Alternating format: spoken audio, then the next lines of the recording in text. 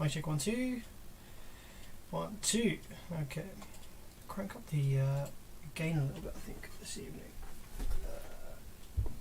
That's maxed out. So I don't have to speak quite as loudly. Let's go up to about 10 dB maybe. Mic check 1 2. A little bit higher maybe. 12 dB. Mic check 1 2. Hi guys. Hey, how's it going? Happy Wednesday to all of you guys. It is Wednesday, isn't it? Yeah, it definitely is Wednesday. How's the volume for you guys, by the way? I'm going to try and talk a little bit quieter this evening. I've noticed that after a long evening of live streaming, my throat tends to feel pretty rough the next day, so I'm going to try and increase the mic sensitivity a little bit. 1 2 1 2 1 2 1 2. Oh my god, hang on, that doesn't make any sense. Ah, okay, that's because I've not activated the gain. Okay, mic check 1 2. Let's increase the gain a little bit now.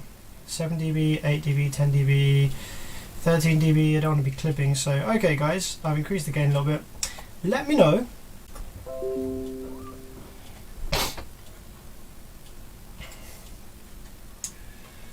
okay, so just getting the stream started.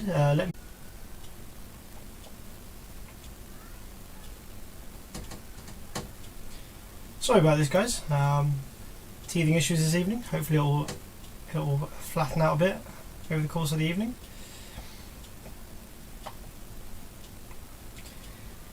Might have to get a different internet adapter. I have fantastic internet here. Okay, I actually have fantastic internet here, but the problem is that up here in the workshop I'm using some pretty old Devolo home plug adapters, and they're not very fast, and they seem to have a relatively poor connection to the ring main up here in the workshop.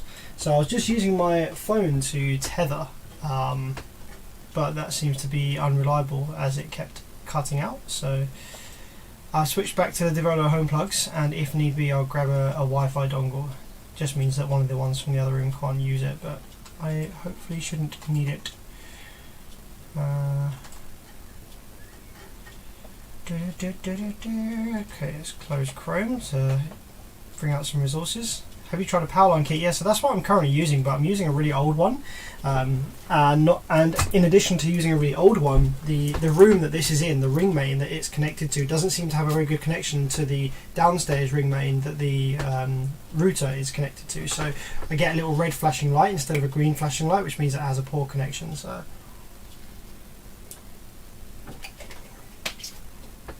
oh, this really is strong. I drink a lot of squash just because it's cheap and, you know, water is readily available in the tap. This one is 4 times concentrated, and I was like, yeah, whatever. So I dashed it in. Man, it is concentrated. It is heckin' strong. I poured like a small tiny amount in this big ass bottle, and it is strong.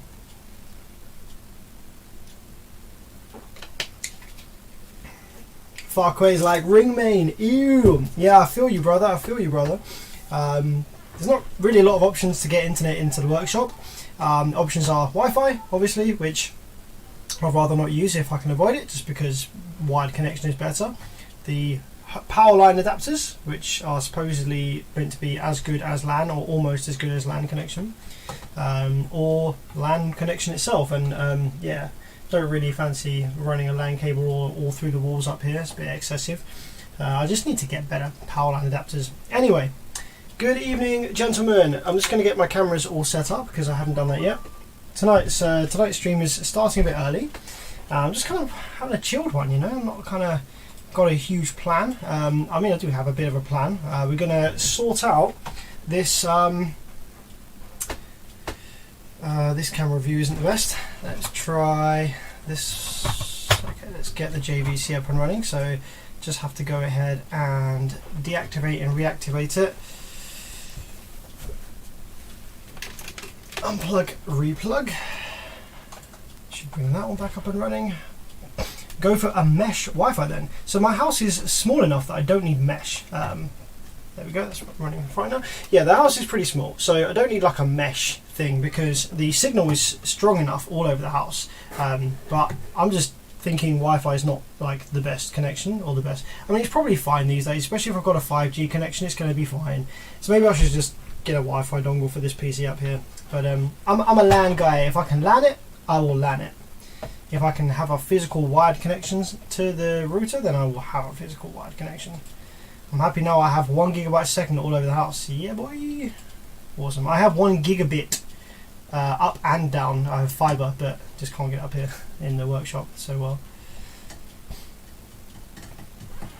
Anyway, yes, this, if you don't recognize it, is the Crown, the JBL Crown A6000 GTI. I looked at this on stream a little while ago with you guys. I had a really bad throat, so I cut the stream short because I couldn't really talk that well and it wasn't really sounding so great on the stream. So I cut that stream short. I've made some progress since then, which I talked about before in the last live stream I did, and I was just waiting on some replacement output MOSFETs for it because I think I'm at the stage now where it's ready for new output FETs.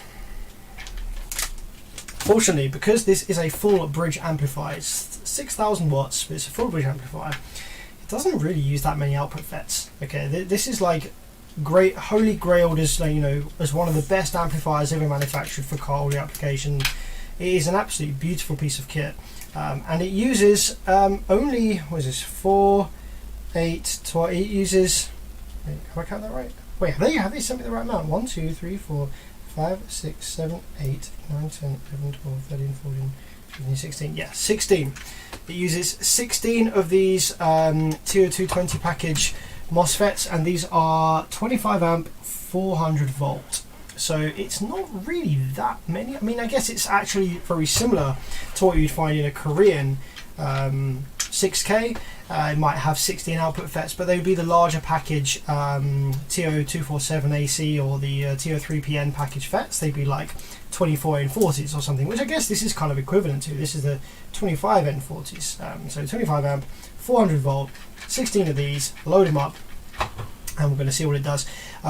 Last time I did a stream on this, oh, by the way, I just want to double check if my voice is clipping or if it sounds alright. I have turned the gain up a little bit so I don't have to talk quite as loudly. Last time I looked at this, we were trying to find out why there was a drive circuit issue on one side. I think I had drive on one side but not the other, and it was causing me doing me a bit of a heckin' headache. But I think I've alleviated the issues now, so I'm just going to go ahead and plug it in and power it up just to make sure that I still do have drive on all banks. Now, for anyone that wants to work on these or is curious about these and how these amps work, I will do a video. I'm planning to release a video specifically on these amplifiers, on this amplifier, to go over exactly how the circuit works, what things to check, what things you'll need to change if it kills output FETs and stuff like that. So I'm going to be doing a whole video on it.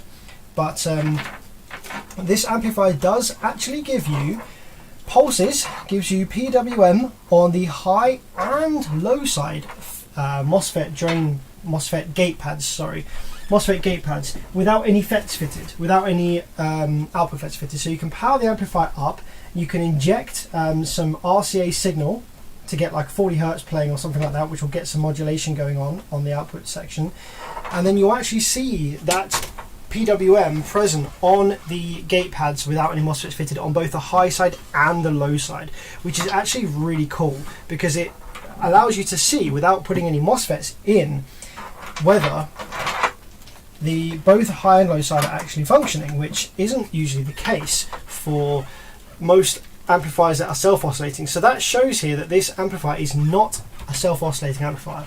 This amplifier has a crystal oscillator which sets the switching frequency for, well, a bunch of things, but it sets the switching frequency for the output section. And what that means is, it means that the high side isn't relying, and also the high side in this case actually has its own supply.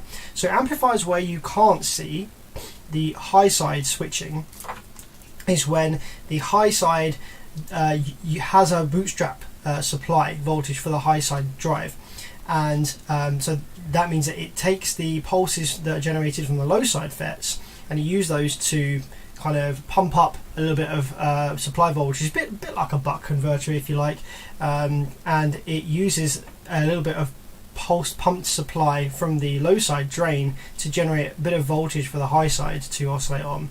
Whereas in this case, this amplifier doesn't do that. It has its own high side supply specifically, and it's not self-oscillating. So that all those things mean that it's really easy. You can see drive on the low side and you can see drive on the high side without any FETs fitted, which is really good because it just extra confirms that all of your banks are probably going to be fine.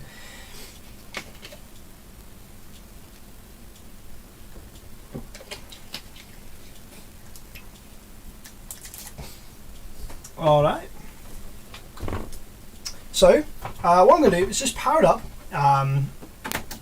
and show you guys what it should look like without any FETs in. I don't 100% know that this is going to be fully fixed now, but I'm relatively confident. I haven't seen it give me these drive waves ever before, and the fault was kind of simple and silly, so that should have been all it was. So I'm just going to go ahead and plug in some power. Got the rail connector here, slap that in there. Now I need some power wires going into the power supply board in this. Twin C, got my Edge 5k amp back. Was that one that I fixed? Nice. Cool, I'm glad to hear that it's working great. Did I do an Edge 5k recently? I guess I did. Feels like ages ago since I did one of those.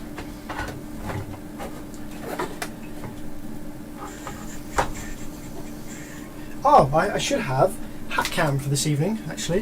Got the old hat cam back on so you can't see the egg. If I do MIDI to key and start on LPD8, minimize hat cam. Hey, you have the hat cam. That makes it a bit easier for you to see what I'm doing, especially with this amp being so huge. Sometimes it can't get the shot in with the other cameras. Okay. Ground wire in there. These are probably some of the biggest power terminals I've ever seen in a car amp. Probably quite similar. I think the Kicker Warhorse is pretty big actually for the power terminals. This, and there was a Hertz 15,000 watt amp that had massive terminals as well. And some of the old, I think it's a Soundstream Triple X, they have massive terminals as well, like inside the heatsink. You kind of have to shove them in a bit deep.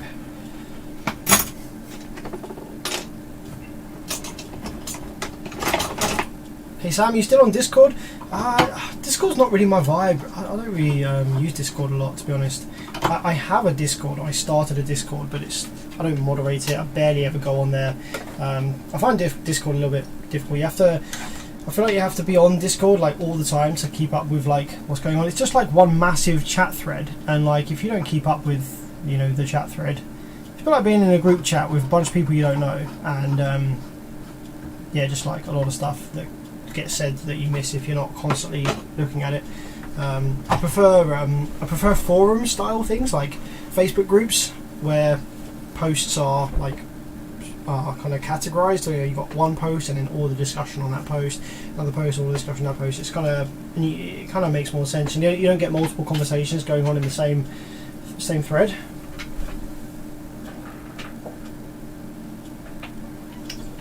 Okay, so now I've got all the power wires in.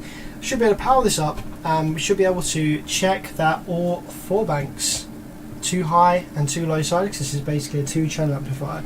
Should be able to check that all of those are oscillating. And I will need this board here. This is the what's going on? This is the RCA board. So this is the input board. So it has your RCA's in, RCA's out, remote level. I've never actually seen the remote level thing for this amp. I wonder what that looks like. So yeah, we need to connect that up. I think it's the top 2, or is it the bottom 2? It is marked on here which is which.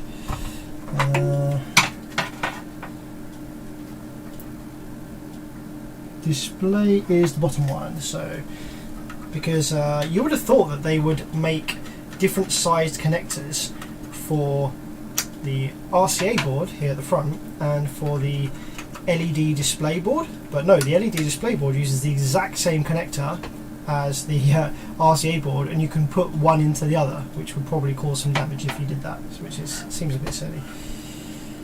Okay, this is this plastic? Yeah, this is plastic, so I can go ahead and just lump that on there for a minute. Okay. Get some RCA signal going in here.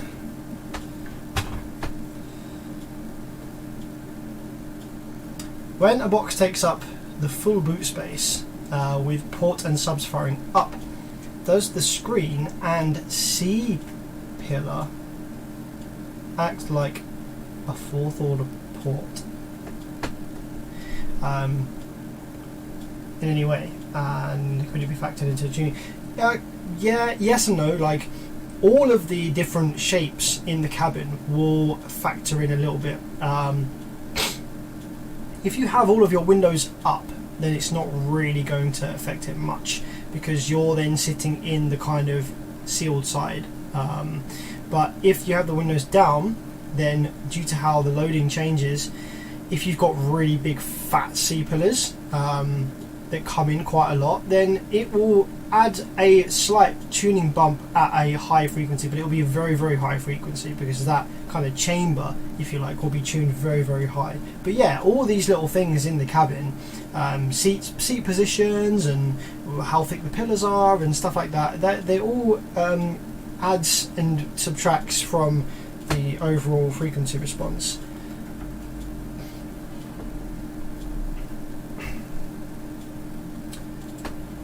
Alright, RCA signal's going in there. Okay, cool. Let's get one of my oscilloscope probes and clamp it onto the... let's clamp it onto one of the rails, just so we can see the rail start climbing here. Okay. And then what we're going to go ahead and do is we're going to go ahead and probe the gates on the low side here. Got low side, and then we got high side, then we got low side, then we got high side. So I just want to make sure that all of these waves are present on all of these banks once again, because I got it to that stage last time I worked on this, so it should still be the same provided nothing has changed. Alright, it's always a little bit scary powering this amp on, just because it's the rail voltage is actually monstrously high in this. They're really, really fucking huge.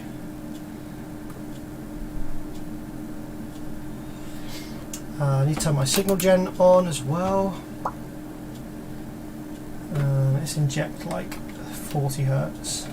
Nice low amplitude. It makes a horrendous noise, this amp, as well.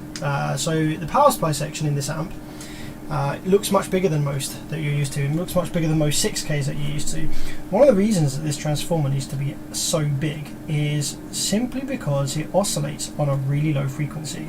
So when you're driving a transformer, the higher the frequency that you drive the transformer with, the smaller it can be for a certain power throughput.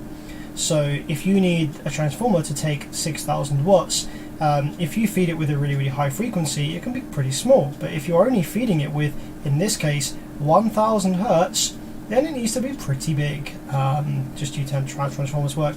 That's also why you'll find PA amplifiers that obviously take in the mains voltage, which oscillates at around 50 or 60 Hertz.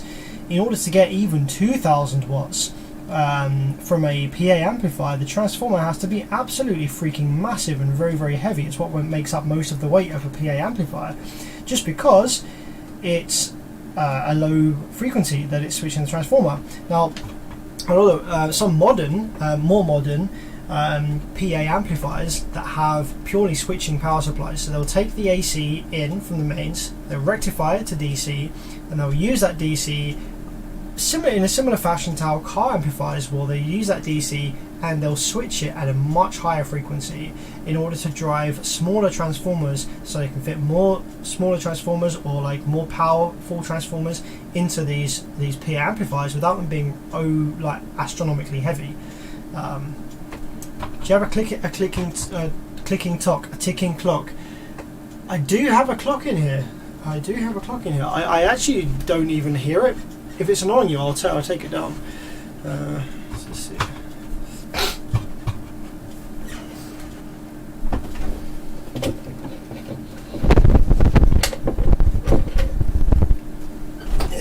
this nice big ass clock here, but I guess you guys can hear it ticking away. I've never been able to hear it myself, but where the hell was my shortcut button? There it is. There you go. There's my clock. I guess it is ticking, isn't it? I'm just so tuned out to it. Let's pull the battery out. I don't want anyone getting annoyed by that. I know some people really get annoyed by that, so yeah.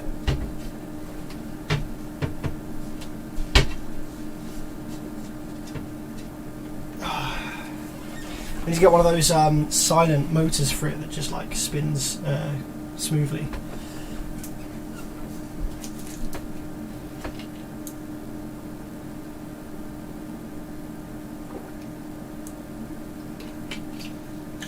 Jamarbala says, I've lost my CT Sounds bass knob and I'm wondering how many brands have bass knobs that are interchangeable. It's tricky because if you plug in an incompatible bass knob, you can actually damage your amplifier, like where to the point where it needs repair. You can kill output FETs, you can kill the preamplifier circuit, you can kill all sorts of stuff. So you don't want to go trying it. You don't want to go trying plugging different bass knobs in. But if you know for a fact that the amplifier, in this case a CT Sounds don't design their own circuit boards from scratch, so they'll be using a generic design from a specific factory. Could be Zen, it could be S&I, it could be different factories. So if you know what factory built that amplifier and you know what other amplifiers share that exact same circuit, then you'd be able to use a bass knob from one of those. But I'm not super familiar with CT Sounds. We don't really get them over here in the UK. So okay, let's go ahead and power this baby up, and we're looking for low and high side drive pulses over here on the output board.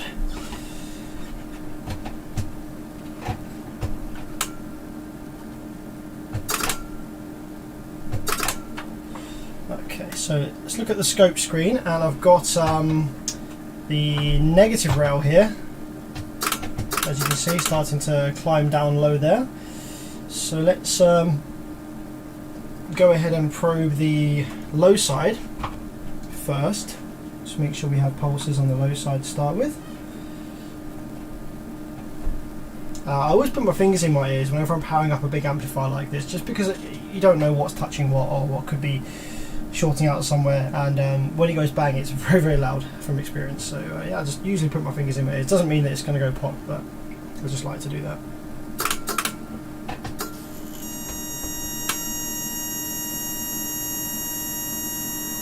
Okay, there we go. So on the scope screen now, if I get it sort of like zoomed out so we can see, we have some pulses there. Maybe I can get it to DC couple, AC couple, noise rejection off, reject high frequency, source 1, yeah.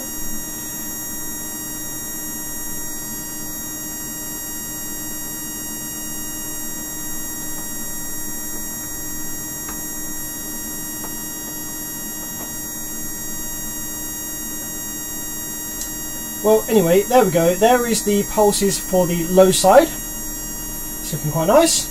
So that's one set of pulses that we have. Let's move over to the high side. Check that we have pulses on the high side. There we go. They look a little bit funky, but I think that's just because we're driving the high side without anything connected. Okay, cool, cool. Let's check the next lot of low side.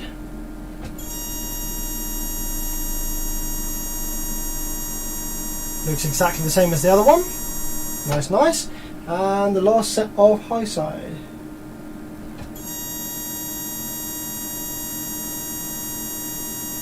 Sweet. So I'm relatively confident now. I mean, I've never repaired one of these before. I do have the eye protection, by the way, but there is nothing currently here that on the board, like there's no FETs open or caps like facing my way, but I do usually wear the eye protection if I'm powering up Koreans and stuff with new FETs in, and I'll also be putting these on when I load the FETs in and turn it on for the first time. Yeah, anything with new output FETs, eye protection goes straight on. I probably should have been wearing it then, but I've powered this one up enough times that I know that without any output FETs in, there's nothing really that's going to go pop. So I am pretty confident now that this is going to work okay when I put the output FETs in. So we'll have to wait and see.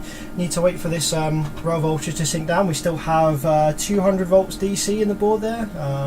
I can short it out with my dummy loads, but let's just wait for that to sink down a bit. Do some live chat, do some Q&A. I'm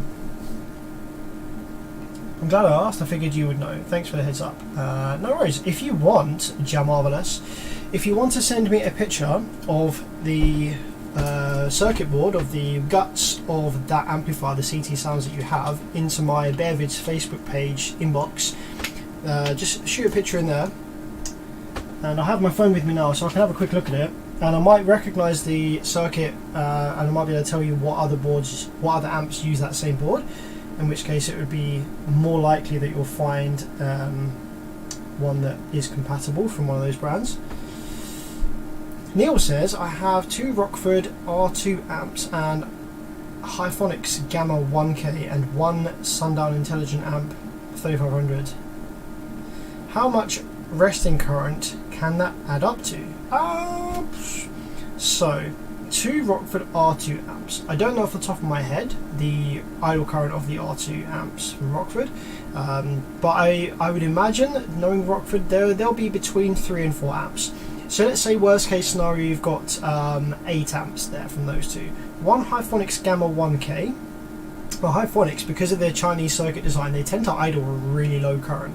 I want to say like 1.5 amps on that one, so we're up to 9.5 amps. And the SIA 3500, I think the last one of those I worked on is actually really poorly designed in the power supply section. The switching frequency is wrong for the transformer that they've used. I have got a feeling that those idle a little high. I'm going to say about 2.5, 3 amps, much higher than they should do. Like those things should idle at like 0.8 amps. So let's say worst case scenario, you're idling at sort of 12, 13 amps, something like that with those amplifiers that you've listed there. Yeah, I'd say about 12 or 13 amps with all those connected up and idling, not doing anything.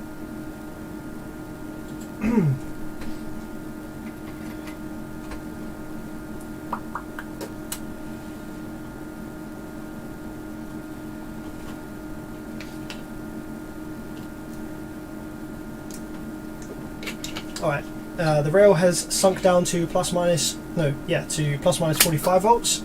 Got 90 volts in there now, so just wait for that to go down a little further.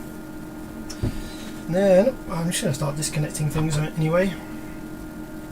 And it'll be time to fit some output FETs for the first time. For the first time in probably, I don't know, I think for the first time in 5 years, this thing might come to life.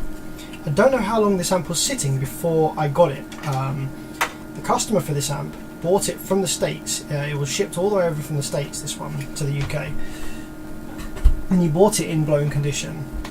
So I've had it for 3 years now. I don't know how long it was sitting blown with the original owner in the States. So this could be the first time, if it powers up this evening and if it works this evening, could be the first time that it works has worked for many years. I'm just going to drain the rest of these the energy in these rail caps, just going off the rectifier here. It's got one single big ass beefy rectifier, this amp. Over 6,000 watts through one rectifier. How's about that?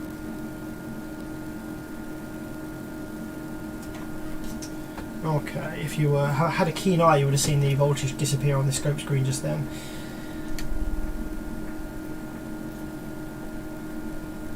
Neil says when it's parked and off. If your amplifiers are off, there should be absolutely no current drain whatsoever. It should be 0. You will always have a very tiny amount because the capacitors in the power supply circuit, the filter caps, will have some very small amount of self-discharge. Like, I'm talking absolute nano amps, like super immeasurable amount of current. So with all the amplifiers off, there should be absolutely no current draw. If an amplifier does have some measurable current draw when it is off, then it means that either the power supply filter caps are bad and are leaking excessive current through them. It could be that you have a shorted MOSFET or two, or some shorted MOSFETs in the power supply circuit that have isolated themselves from the rest of the circuit so that they're not causing the amplifier to not work. They're just sitting there eating away at current coming in from the battery positive. What's up, Glenn? Evening, my friend. So you can use a multimeter. You have to be very careful because you can very easily damage your multimeter doing this. But you can use a multimeter to measure how much current the amplifier is drawing with it all off. You'll need to charge. You need to connect the power wires to the amplifier first, so that the caps get some charge in them. Then you have to remove the positive power wire and connect up the multimeter in series with the positive wire to the amplifier. Set the multimeter to current mode, and it will tell you how much current the amplifier is drawing when it's not turned on. Remember not to turn the amplifier on while you've got that connected, because then all the current will try and go through the multimeter and probably kill the multimeter. And also remember to charge the caps first, because if you connect up the multimeter and the amp is empty, it doesn't have any current stored in the power supply caps, then the inrush of current from the battery into the caps will probably damage your multimeter. So thanks so much for that. I was really worried about a dead battery, so I flipped off the breaker. You shouldn't really be using a breaker in car audio application. There's lots of reasons why, which is long and I won't go into now. But yeah, you should be using fuses, and there's no need to disconnect the power from your amplifiers when you power it off. If you do end up with a dead battery, then you've got a fault somewhere that needs fixing, either in one of the amplifiers or in the vehicle. Parashalin says, yo, hey Sam, long time lurker from South Africa here. How's it going, man? I've got some friends from South Africa myself. Any ideas what website I could use to source a replacement zero gauge power terminal? Man, like, firstly, I don't think I've ever seen any power terminals anywhere online that you can just buy in my own country, let alone different countries. So I'm not going to be able to help you there. The only solution that I would have to that situation would be to find a replacement power terminal from a donor board. So another amp that's just beyond repair that happens to have some power terminals that are big enough, that are the same, that you could steal them from. I don't know where the heck you get new ones.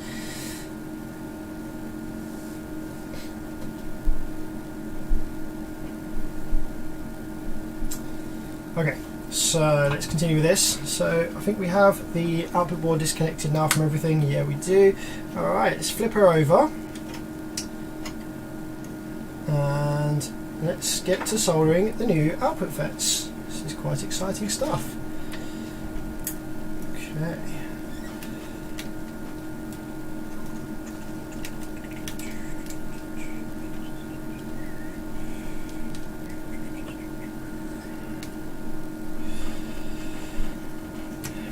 So yeah, like I said, we've got 16 output FETs here.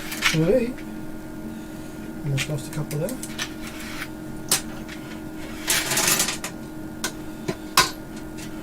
So these FETs aren't the exact original model that the amplifier used from factory. The amplifier used 17 N40s, I think it was. Yeah, 17 N40s, which you can't buy anymore. They're end of line. They don't make them anymore. So the next best option, I thoroughly checked with like input capacitance and gate charge and stuff like that, that these should work okay. The next option was the 25 N40s. So I'm sure they'll be fine. This amplifier is so well designed that I don't think it's going to be that fussy with output MOSFET models that are used. I think it's going to be fairly flexible with what model FETs we use in this. What I do want to make sure is that the height of the FETs is good for mounting against the heat sinks that this comes with. So I'm going to use these. It's got some diodes here, you can see TO220 package diodes that are hanging off the board here. So I'm going to use those as a reference for height and distance away from the board, so I can try and match it up. There you go, it's looking good. Okay, and I'm just going to use the small iron to tack it in place. Going to drop a little bit of flux actually on the gate leg, which is this one, because the gate leg has the least thermal mass. So it's going to tap a little bit of flux on each of the gate pads, which will allow me to just touch the soldering iron briefly on that leg, which will kind of tack it in place so that I can get all of the distances correct, and then I can hard solder all the other pins and come back to the gate after.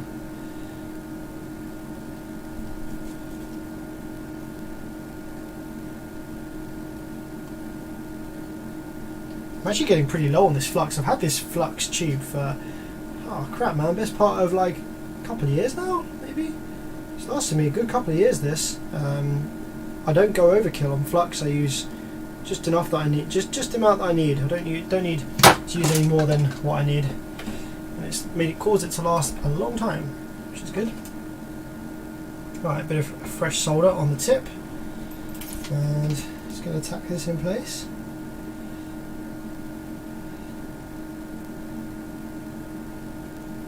There we go, and continue along. I've just done one, but something interesting actually. I just want to take a quick check. I want to make sure that these FETs have good batch continuity. Good batch continuity. So you can see here on the tester, we're reading a voltage threshold, a gate threshold of 4.8 volts.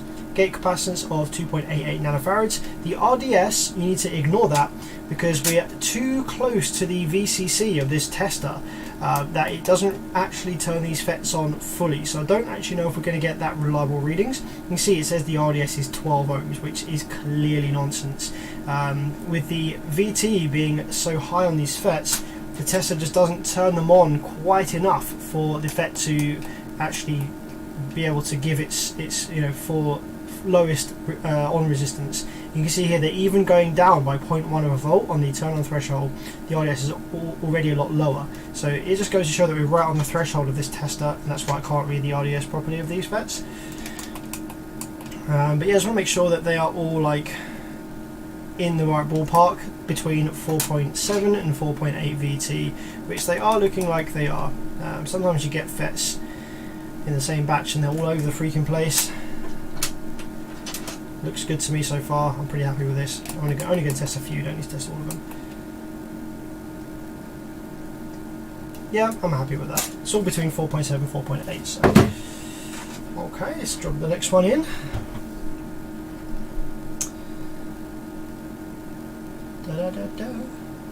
Apart from your modded amp, this has to be my second favourite amp you've repaired. Yeah, I wouldn't say it's my favourite, just because it's been a fair bit of a headache over the last 3 years, but it is pretty hecking awesome. It's a really cool piece of kit. So, if someone, I'm just trying to think, if what would I say if someone asked me what's my favourite amp that I've ever repaired. This is going to be a tricky one. I've had some really satisfying repairs. I've got to tell you actually, you know the Rockford Fosgate 4 channel that I did a video of somewhat recently? Massive headache to repair.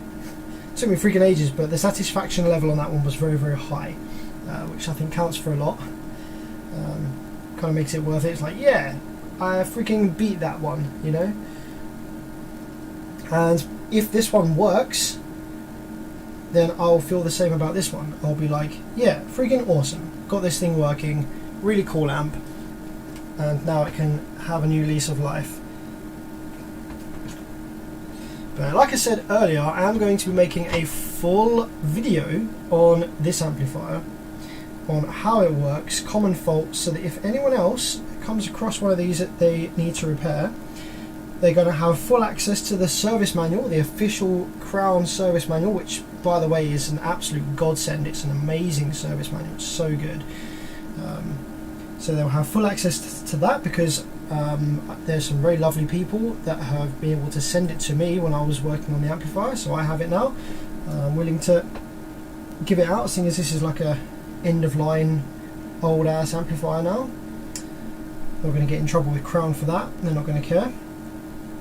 And they're also going to have a video from myself detailing what parts usually die in these and what to look out for when you're trying to repair them, and you know how it should be behaving when you've got the FETs out and stuff like that. So I hope that in the future, if a technician gets one of these, they're not quite as bamboozled as I was when I first got it, and they've got some sort of like source reference material to look at.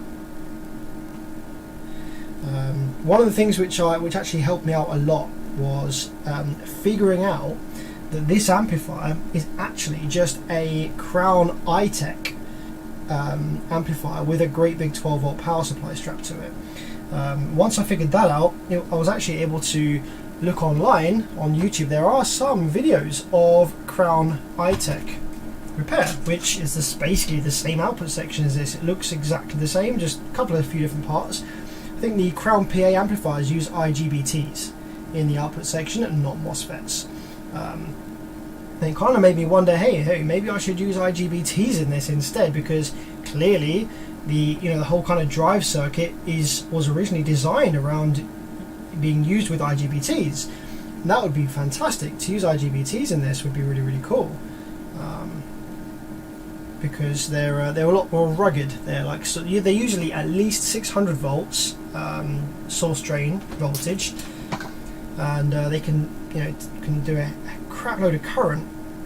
So I was thinking, maybe I should try some IGBTs in here, but I didn't know what changes had been made to the drive circuit in this one, or whether that would be reliable. So I thought, you know what, let's just stick with original.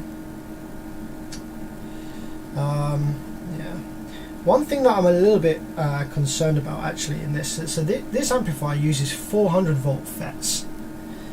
Now, the rail voltages that this thing generates are scarily close to plus minus 200 volts. So we're knocking on the door of the breakdown limit of these 400 volt FETs. It was what was used from factory, but I just don't like it. I don't like the MOSFETs being run that close to their breakdown limit. If I've got a rail voltage of plus minus 180 volts, I want to be using 500 volt FETs. I don't want to be using 400 volt FETs. But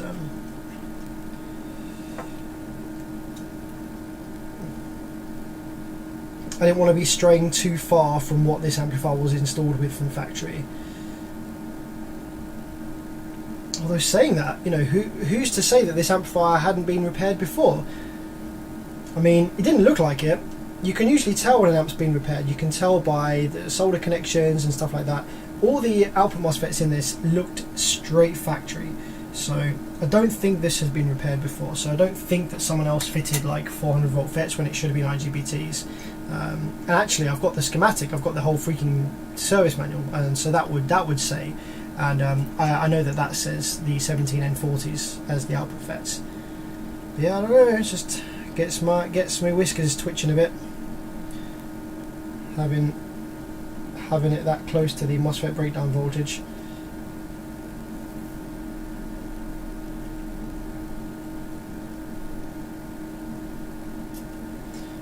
If this does go pop for whatever reason, if like I've missed something, or if there's some part of the circuit that's still not happy, or if these FETs just aren't happy being run that close to their breakdown limit, then I'm not actually going to be as annoyed as I otherwise would be. So I've learned a lot about this amplifier and the way that it dies. So if it does go pop, I will have a relatively solid idea of what to change again.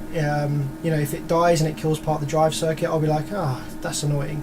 But it's not going to be the end of the world, because I now know a lot more about this amplifier, so I have more confidence in refixing it and trying to identify what it is that caused the FETs to die. I genuinely haven't really had a lot of luck recently with big Koreans, with Korean amplifiers 6,000 watts and higher. I've not had that much luck. I don't know whether it's just MOSFET batches are really crap, because the factories are trying to, they're not, so like obviously when the MOSFETs are made, they'll go through quality tests, and a lot of the time, a lot of batches will actually fail because their tolerances will be off by a certain percentage or whatever reason. And with obviously COVID and stuff like that, I'm wondering whether these factories just really need to make some freaking money. I'm wondering whether they've laxed up on their QA a little bit, and whether FETs that aren't really quite in spec are making their way out the door somehow.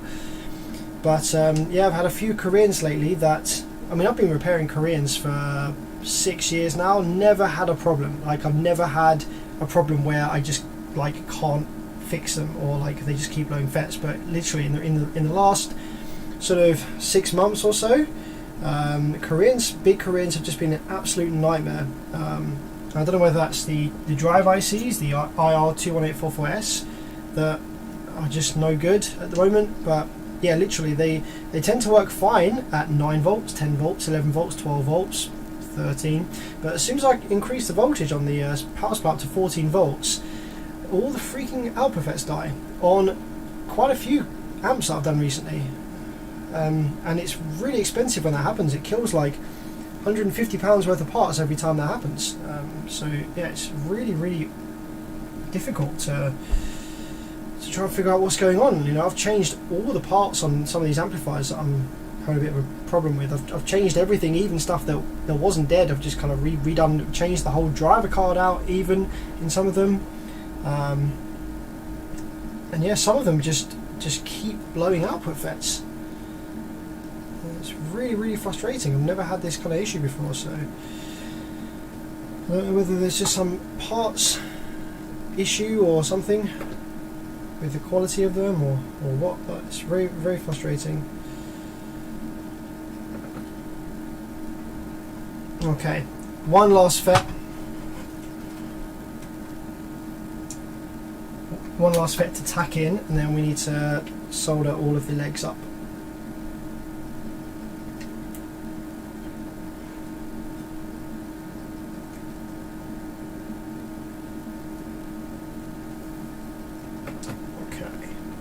So that's all the output FETs. Just lightly tacked in on the gate leg. I'm just going to have a quick read of some live chat. Does your tester show MOSFETs as IGBTs? Sometimes. So like I say, the tester has a internal supply voltage. It takes a 9 volt battery and it steps that 9 volts down to 5 volts. So these little transistor testers, their internal supply voltage is 5 volts. So if you've got a MOSFET or something, if you've got a MOSFET that has a turn on threshold of close to 5 volts or around 5 volts or above 5 volts, then the tester's not going to be able to read it correctly, because it's not going to be able to turn the MOSFET on enough to be like, oh hey, this is a MOSFET.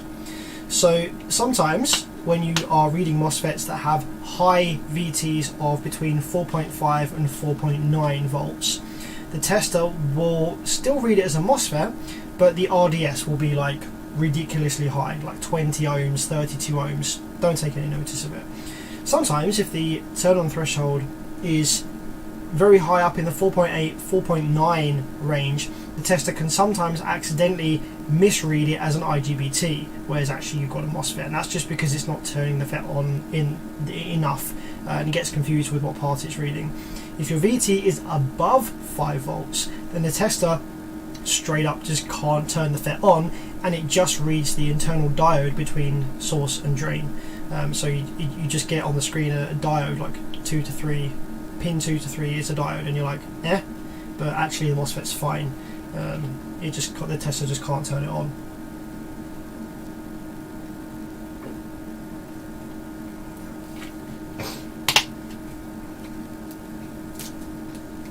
Are switch mode power supplies a built-in false economy and actually more trouble than they're worth? Nah man, switch mode power supplies are literally the holy grail of modern electronics.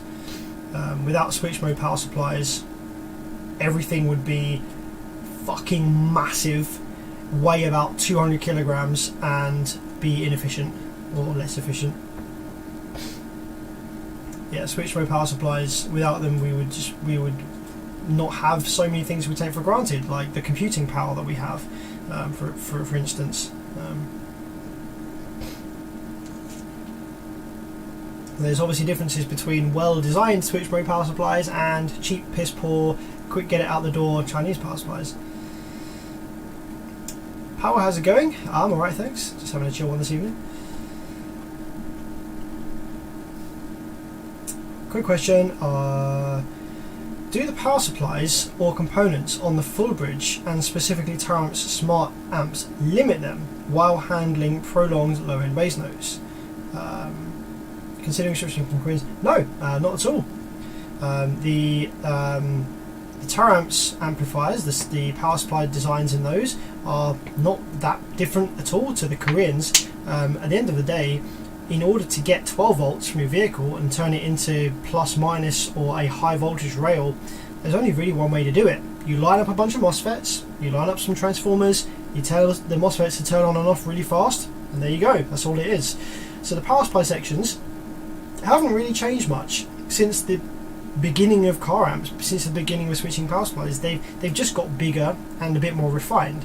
They haven't really changed much. So yeah, the power supply sections in the Brazilian amps are not that much different to the Koreans. In fact, they're actually much better because they have much better protection circuit and much better protection of the power supply section. Korean amplifiers don't actually have any protection circuit of the power supply section whatsoever. They only have protection for the output section. So if the output MOSFET's short, when you power the amplifier up, the power supply just overloads and smokes up big time. So yeah, you should definitely switch from Koreans, Aaron, while they're still worth something, because the value of Korean amps is plummeting. Like, it's already really bad, so you've probably lost out on some value already, but sell them while you can. I don't know about you where you are, but in the UK here, you used to be able to sell a Korean mono. It was £100 per 1,000 watts. So a 5k amp would cost you £500 and you could sell it for £500. Now, however, it's getting towards half that. People have been selling like Korean 8Ks and 10Ks for like 400-500 quid. So they are devaluing because of the cheap power coming out of Brazil, and the people are starting to realise that, oh hey, these Brazilian amps actually work if you use them correctly. So, and also you'll find that your efficiency will go through the roof. Your voltage drop will be much less as well. Do I have to go oversized in terms of power, or can I use a Smart 3 to safely run 2000 watt rated sub? Yes, you absolutely can. Yeah, the Smart 3. Remember, the Smart 3 actually behaves like a much bigger amplifier when you wire to 1 ohm, for example. So the Smart 3 does 3000 watts at 2 ohms, which means that if you drop it down to 1 ohm, the amplifier would try and make 6000 watts. So essentially, the Smart 3 is actually a 6000 watt 1 ohm amplifier, but the difference is that it won't let you clamp more than 3000 watts from it. So let's say that you had a 6000 watt RMS 1 ohm amplifier hooked up and you were rising from 1 ohm to 2 ohm. You're going to be clamping around 3k. Well, hook up a Smart 3 from Teramp's, you're going to be clamping 3k at 2 ohms, exactly the same as you were with the 6k 1 ohm amp. So the Smart 3, when you wire it to 1 ohm, provided your rise is decent enough and to bring you over 2 ohms, then it's going to behave like a 6k amp. So yes, of course, you can absolutely use that amplifier to run your 2000 watt rated sub. Just be careful, because you might smoke it if you're not careful, because yeah, it will make a butt ton of power. I have a MOSFET batch of IRFB 4019 which continuously shows as IGBT. I hate it when that happens. Yeah, it does make it difficult to test them and to make sure that they are all the same VT and stuff like that, but there's not much you can do about it. You just have to fit them, and if they are different, if the VTs are different enough, then they'll run hot in the amp. Like, they'll have a few FETs that heat up at idle, and that way you know, okay, they're not so well matched. Any word from Teramp's on the Smart 8 or bigger? They don't really tell me, like, you know, they'll be ready when they're ready. I don't know. I haven't really asked. I don't like to just be like, hey, when's the Smart 8 coming out? Because I'm sure they get enough of that already as it is. But when it does come out, I imagine they'll probably get one to me to have a look at. So when you see a video from me, then it's coming.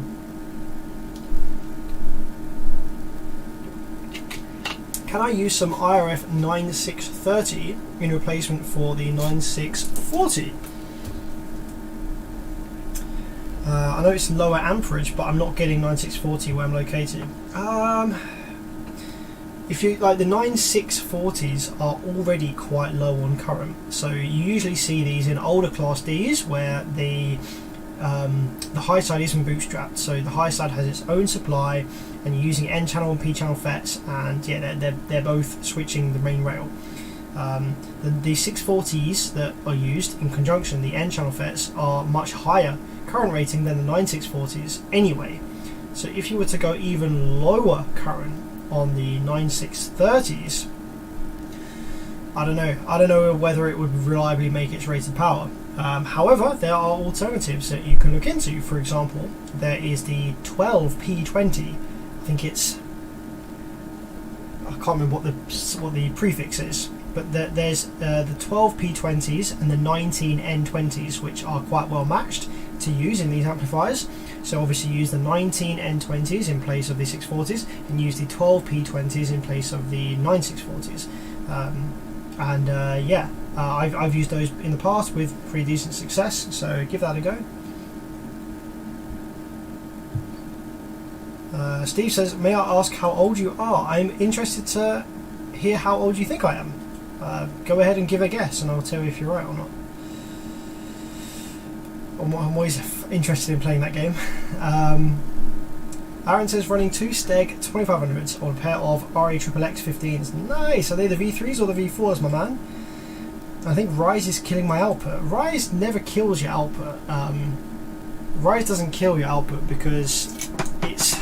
I don't know how to explain it quickly in a live stream, but if your box is efficient, if your box is large and your motor force is high, then your system will be efficient. So that means it doesn't need much power to get loud, but it means you'll rise more. But the fact that you're getting louder on less power counteracts the fact that you've got less power, so it kind of balances out. So to get rid of rise, all you have to do is make your system less efficient, which would mean shrinking the box down, which would mean that, yeah, you'll clamp more power, but you also won't be as loud because you've shrunk your box down and it's now not as efficient. And so the key isn't to try and get rid of box rise for the sake of getting rid of box rise.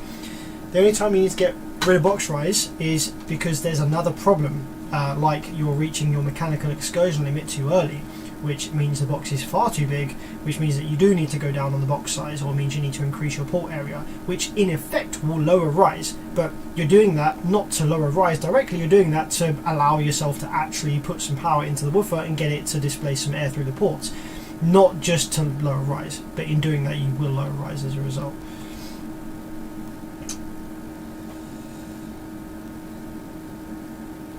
Got some guesses on the age. 33, 30, 27, 28, 25. So I am 30. I was 30 in last year. I will be 31 in a few months. So you're all kind of there or thereabouts correct. I'd say once you get over 25, I'd say between the ages of like 25 and 35, it can be really hard to judge, because people can look young or look old, and it's very difficult to judge sometimes between 25 and 35. I have a large box, 10 cubic foot, with my sub.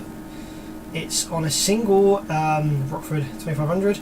It's got pretty good bandwidth curve, and the rise does not start to impact until around 75 Hertz.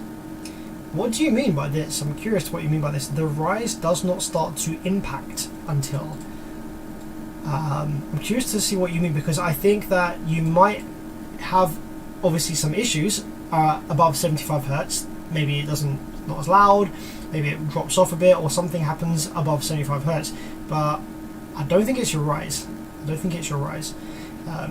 Rise usually drops as you go up in these higher frequencies, because the rise is a byproduct of the coil moving in the magnetic field, and obviously the more the coil moves in the magnetic field, the more back EMF it will generate, and that thus equals impedance rise. And most car audio subwoofers are not that efficient getting above 75 Hertz. Their resonant frequencies generally between 25 and 50 Hertz, very wide range depending on what the sub is. 75 Hertz, subs tend to be more efficient at around their resonant frequency, their FS. So if you've got a sub with an FS of like 32, and you're playing 75 through it, the combination of less excursion and the fact that it's playing so far from its FS usually will yield much lower rise. So I don't think that the rise is your issue. Daniel's like, I've been having the same issue. I think it's the IR21844S chips. Whatever it is, it's costing me a shitload of money in parts, man. It's very frustrating, but it's good to know that I'm not the only one having these issues. I'm thinking maybe these chips are just really bad quality at the moment because they're trying to get them out the door and there's like low supply, so there's high demand for them. It's very annoying. Evening, Joseph says, evening, I asked Terms about the Smart 8 and they said it's going to be some years. No, going to be for some years. Wow. Well, that makes sense because Terms design all of their own amps from scratch. They design all their circuits from scratch, so it does take a long time to R&D a brand new circuit. So, you know, I'm not even mad. I'm not even mad that it's going to take a while for them to bring out the Smart 8, because it means that they're actually designing it. You know, they're actually going through those R&D processes. So I'm pretty happy that they're not just trying to bang it out the door as quickly as possible following the Smart 5, and I'm glad that it's not just going to be a slightly bigger Smart 5. Because amps don't always scale quite like that, which is one of the annoying things with Korean boards, is that they're literally just scaled up and down versions of each other, and it doesn't always work quite like that. Like, you run into issues when doing that. So with the Tar amps, the Smart 3 was a modified version of the Base 3K, which was a modified version of the HD 3. So the 3K, the Smart 3 is kind of like a son of of their previous circuit. However, when Torrents come around to designing the Smart 5, they didn't just take the Smart 3 and beef it up. It's actually a completely unique circuit, which you'll know if you saw my video on the Smart 5. It's a completely unique circuit. They designed it from scratch, specifically to be the Smart 5. And they'll be doing the same with the Smart 8. Which is why it takes so long, but I have big respect for that, and I'm not even mad that it's going to take them a while. They could very easily like go ahead and like quickly knock something out because there's a high demand for it. Like, if they released a Smart 8, like, it would sell out. People really want that technology, that kind of amplifier in a higher power package. So I'm glad that they're not just selling out on that demand, and that they're actually sticking with their guns, and they're saying, you know what, no, we're going to design the Smart 8 from scratch to be the Smart 8. Yeah, and I do respect Tarms for that, and many other reasons. I do have respect for them.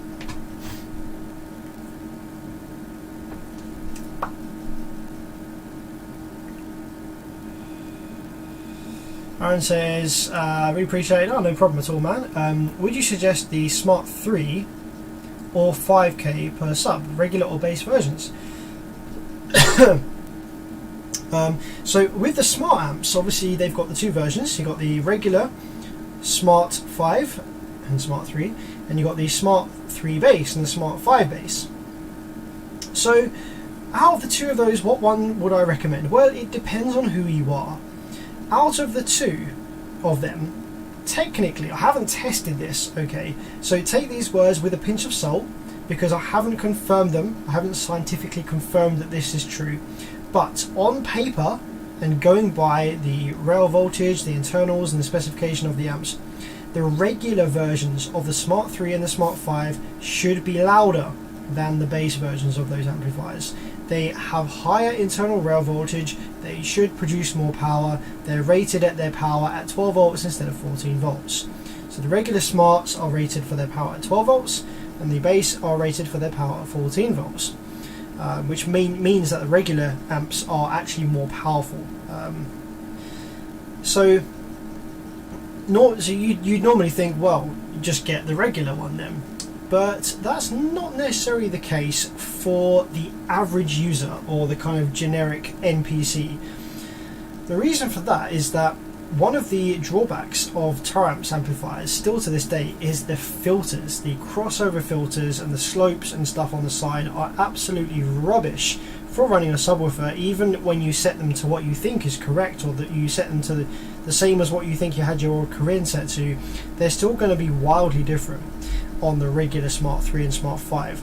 And the problem is most users don't really understand that, and so when they connect up a Brazilian full range amplifier with these really crappy filter networks, and it doesn't sound right, it doesn't sound as deep or as smooth, or doesn't play as low as their old Korean did, they blame the amp.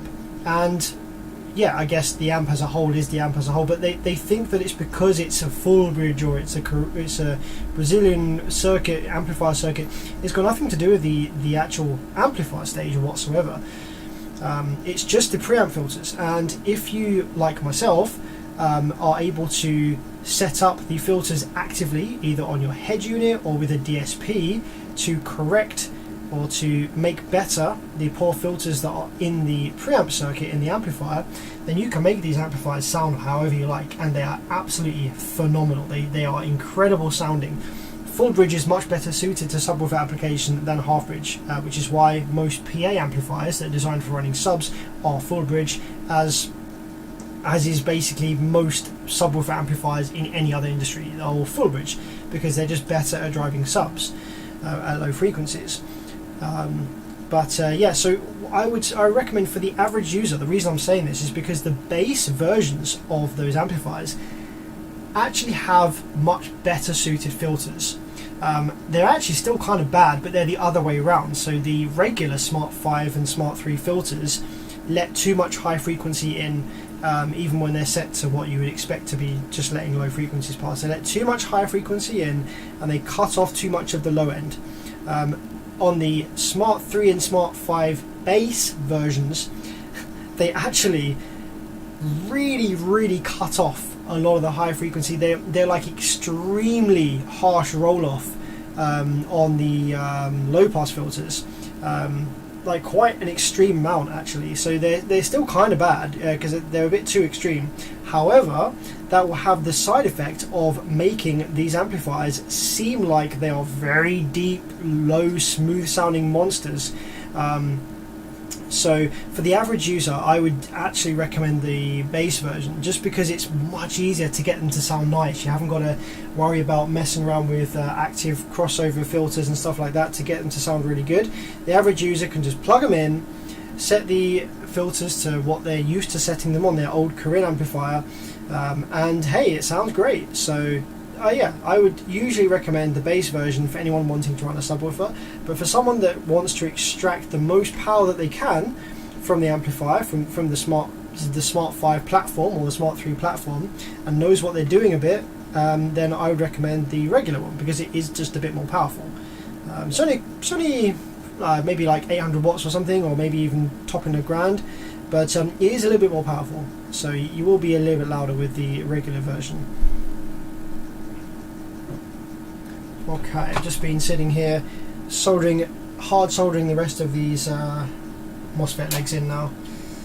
I'm taking my time with this because at the moment the amplifier is in Schrodinger's cat phase, where it's both fixed and blown at the same time, because until we power it, we don't know for sure.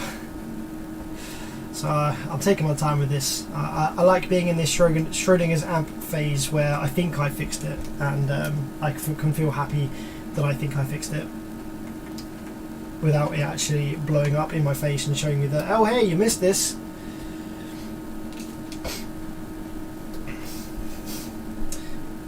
Hello. Oh, that is definitely required right now. Thank you very much.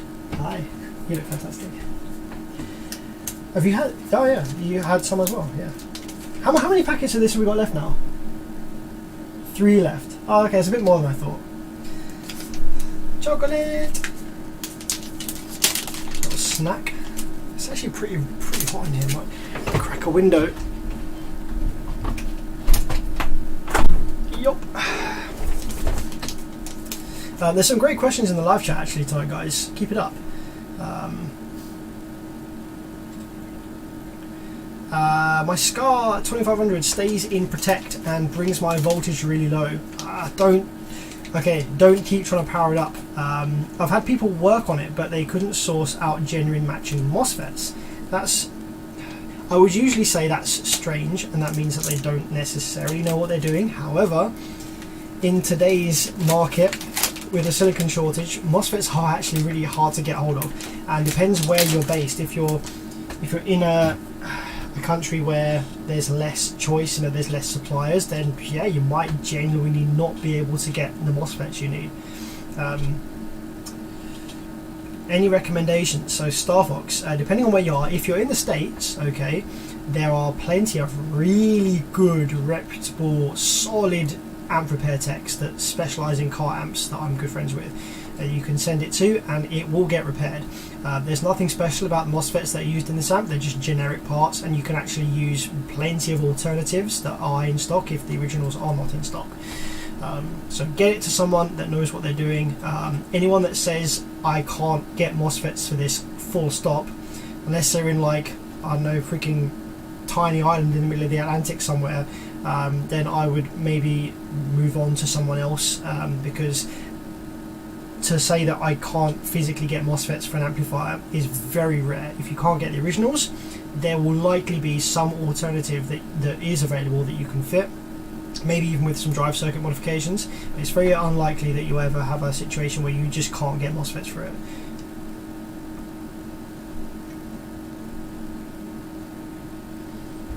Is there any situation where you'd personally just use a sealed enclosure? I actually like sealed enclosures, kind of. For me, okay, this is an interesting thing. A sealed enclosure is infinite baffle, okay? And I don't think about that for a minute. What does infinite baffle mean? Infinite baffle means that the baffle that the subwoofer is mounted to extends infinitely. And what that means is that the subwoofer driver doesn't have any route that the wave can take from the front of the cone to the rear of the cone. So infinite baffle means that the waves from the front of the cone are permanently isolated infinitely from the waves coming from the rear of the cone. And obviously you can have a subwoofer and you can put it on a piece of wood and you can extend that piece of wood out to the far ends of the universe, and it'll be infinite baffle because it's infinite. But you can also take that piece of wood, you can fold it around itself to create an infinite baffle in a circle, enclosing that rear of the cone off so that the waves can't meet each other, and that's infinite baffle as well. The difference between what you would usually think of as infinite baffle and a sealed box is purely that the sealed box has it supplies the woofer with some kind of air spring, like a kind of air suspension, and above a certain frequency that air spring or air suspension doesn't have a great impact on the mechanical movement of the woofer, because the speed that the woofer is moving at, the spring just kind of doesn't really get affected by that, and it doesn't push back or affect the movement of the woofer of the cone at all. So above a certain frequency, depending on the size of the box, your speaker in a sealed box will kind of behave in a similar way to what it would do if it was in what you would classically think of as infinite baffle. However, as you start dropping lower and lower in frequency, the air inside the box, the kind of air spring will start to affect the excursion of the sealed driver. And when you are listening to a sealed box, you're just listening to the air displaced from the cone. So the amount of bass that you get is directly proportionate to the amount that the cone is moving backwards and forwards. There's no port here, there's no extra air displacement coming from anywhere else. So the only bass you'll hear is that generated by the movement of the cone in and out. So as you go down in frequency in a sealed box, that air spring inside the sealed box is going to start limiting the excursion of the woofer that you have, which in some cases is good because it acts like a mechanical or a physical high pass filter, so it can protect your sub against mechanical damage if you play sudden subsonic frequencies or really low frequencies that would bottom out the woofer. So it acts like a physical high pass filter, which is good in some cases, but it also eats away into your output at lower frequencies, and it reduces the efficiency of that sub at lower frequencies because it's now restricting the movement of the cone. And as you know, the bass that you listen to from a sealed box is just the waves radiating from the front of the cone. So if you start limiting the excursion, you start limiting the output. So with a sealed box, really the only benefits to having a sealed box is that you can make it be really small and you can overcome the air spring with power. So yeah, sealed boxes are cool because you can make them small and you can overcome the air spring with power, and as long as you've got enough power and as long as your sub can take it, you can actually have a really small sealed sub and it can play low frequencies and play whatever you like. And the TS parameters of the sub will also help there as well. If it's got like a really low FS and if it's got certain TS parameters that will help to overcome the air spring in the box, then yeah, it will sound really nice at low frequencies. But if you don't have limits on space, then make your sealed box as big as you can, really, because that's going to give you the nicest, smoothest, flattest response, and it's going to give you the most efficient listening experience as well. This is very overgeneralized, and there are some benefits to having a smaller enclosure at the higher frequencies and stuff like that, in addition to cone control. But generally, the bigger your sealed box is, the more efficient it's going to be, the lower it's going to drop, and it's not going to be any quieter than a small sealed box. It's going to be the same as or louder than a small sealed box.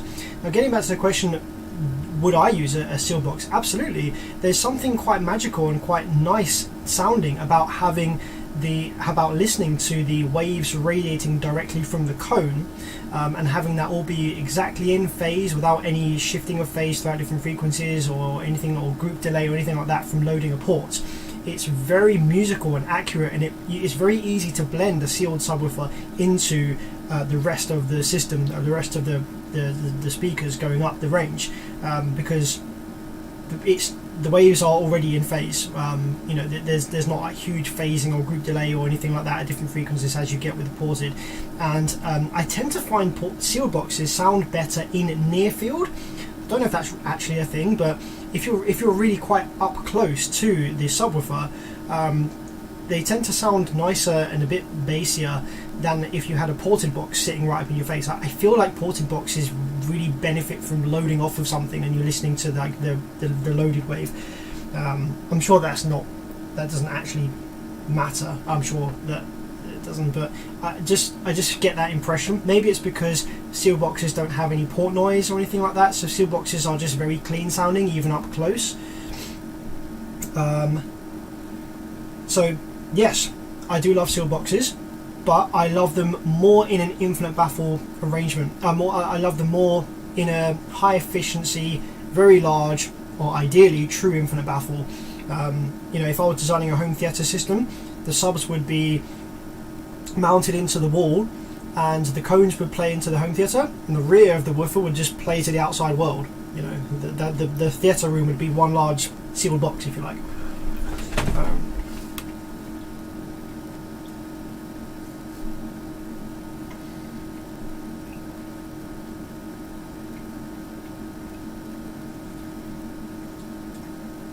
Smart 5 did take over 2 years. Yeah, it was a long time coming. My man says, I'm working at Name Audio and got accepted into working at R&D. Man, that's freaking awesome. Researching, designing stuff that you're really interested in, that's the dream, isn't it? I was worried if I still set everything to pass on the amp and use my DSP, it would still not reproduce the low end the way I want it to. Yeah, absolutely. There's nothing about the output sections, there's nothing about the actual amplifier stages in these amplifiers that will prevent you from getting lows or make lows more pronounced or anything like that. Full bridge amplifiers are better at playing lows because they don't suffer from what's called bus pumping, and you can Google that. I won't explain it now, it's too long. But half bridge amps suffer from bus pumping at lower frequencies. So if you want to play super low AC frequencies, you want a full bridge amplifier, which is why this Crown JBL is a full bridge amplifier, which is why the Clicker Warhorse is kind of a full bridge, which is why the JBL GTO series are full bridge, which is why Rockford amps generally are full bridge, which is why Alpine amps generally are full bridge, because any company that kind of knows what they're doing or is designing a modern subwoofer amplifier will make it full bridge because it's just better at driving subwoofers at low frequency. So the Tower amps, amplifier circuits, Stetson, freaking Powerus, whatever, any of those Brazilian circuit designs are fantastic at playing lows. The thing that lets them down is the crossovers, the preamplifier filters, and if you can correct that actively, they are absolutely beautiful amplifiers and they sound fantastic and they're very efficient.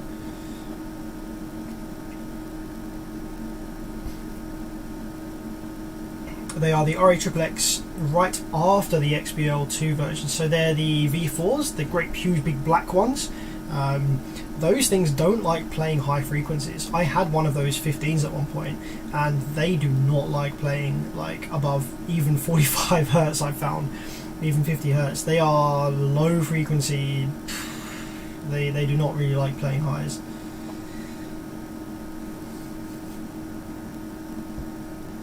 Matt says, this is how I feel about my Kenwood. I've not heard a 1K amp sound the same. In fact, I had a JBL 1401 to replace it. I was disappointed with how the JBL sounded. Oh wow, that's very surprising. The 14001, in my experience of listening to hundreds of amplifiers, is one of the most epic sounding amps. It's freaking awesome. It sounds amazing to me. Kenwood 9104. Let's just have a quick look at that one. What is that? If it's a Class AB, Class ABs clip really. The Class ABs clip really cleanly, but I don't think it is. No, this is. I think this is the Class D, isn't it? This is the sort of 1200 watt 2 ohm Class D thing from Kenwood.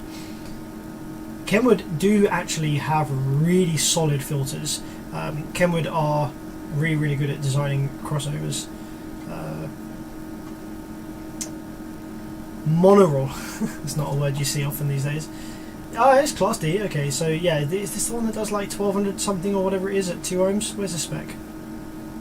Specifications. Blah blah blah, don't care about max. Okay, so it's rated, 900 watts at 1 ohm, 500 watts at 4 ohm. So, Matt, what impedance are you connected up at? Are you connected at 2 ohms? Or 4? Or 1? Because obviously the 14001 is a 2 ohm stable amp only. So this thing's doing... This is a weird power rating actually. 500 watt at 4 ohms. It should technically be pushing nearer to sort of 1800 at 1 ohm. Based on its 4 ohm rating. On paper, forgetting rail sag, it should be 500 watts at 4 ohm, a grand at 2 ohm, and 2 grand at 1 ohm. That's like the absolute ideal if the amp was made out of superconductive traces and whatever. That's what it would do. But in this case, yeah, we have not a huge difference between the 1 ohm and 2 ohm rating, so it could be a regulated power supply, so it could do like 900 at 2 ohms and 900 again at 1 ohms just because it's limiting the power output. But the 14001 actually makes 1950 watts at 2 ohms benched. I benched the 14001s continuously at 1950 at 2 ohms, so it's like twice as powerful. So it should have sounded much better. Try finding IRF 3710Z, which are the only ones working with the HIP 4080, not a single supply in the EU. So Vladimir, I understand what you mean, because other amplifier repair guides will tell you that these are the only FETs that work. The HIP 4080 is very fussy with FETs. However, I have got those amps working with different FETs with some changes to the gate resistors and pull down resistors, so you're not fixed on the IRF 3710Z. You can use different ones, but you might, depending on the rest of the circuit design, you might need to make some small changes to the drive circuit to get them to work nicely. But yeah, you don't have to use these, you can use other ones. Just when you're looking at comparing FETs, because the HIP 4080 is very fussy, you just need to make sure that you match up the input capacitance of the MOSFETs as closely as you can, the gate charge of the MOSFETs as closely as you can, and also the rise and fall delays times of the MOSFETs. If you get those roughly in a ballpark of as the original FETs, then they're probably just going to drop straight in. I'm thinking of building a 6th order 27 cubic foot enclosure for my home audio sub and mounting it to my basement ceiling. I mean, that would be pretty freaking awesome. 27 cubic foot 6th order. So my advice would be, if you're going that big and you're going that crazy, indoors, in a room, you don't need as much bass as you think, like compared to a vehicle. And I know you might think, yeah, I do, but you really don't. Like 135 dBs in a room sounds like freaking ridiculous amounts of bass. 140 is like, what's going on? 140 is scary loud in a room. I know that for a vehicle it's not, but in a room, when you've got a much bigger space that you're pressurizing and when you're able to actually stand up and move around in it, 140 dBs is ridiculously loud. I would advise against the 6th order only because they are loud and they play good bandwidth, but they introduce a bunch of group delay and like harmonics and stuff. They're not that nice to listen to, in my opinion. Like, I have a 6th order wall in my Vito, in my van. Sounds good, but not that nice to listen to compared to even a straight ported box. So if you've got that much space, don't go for a 6th order. Either go for a ported box or a infinite baffle if you're going that big, and just use more drivers. Get cheaper, lower power drivers, but more of them, and it's going to sound so much better than a 6th order with a few drivers in it.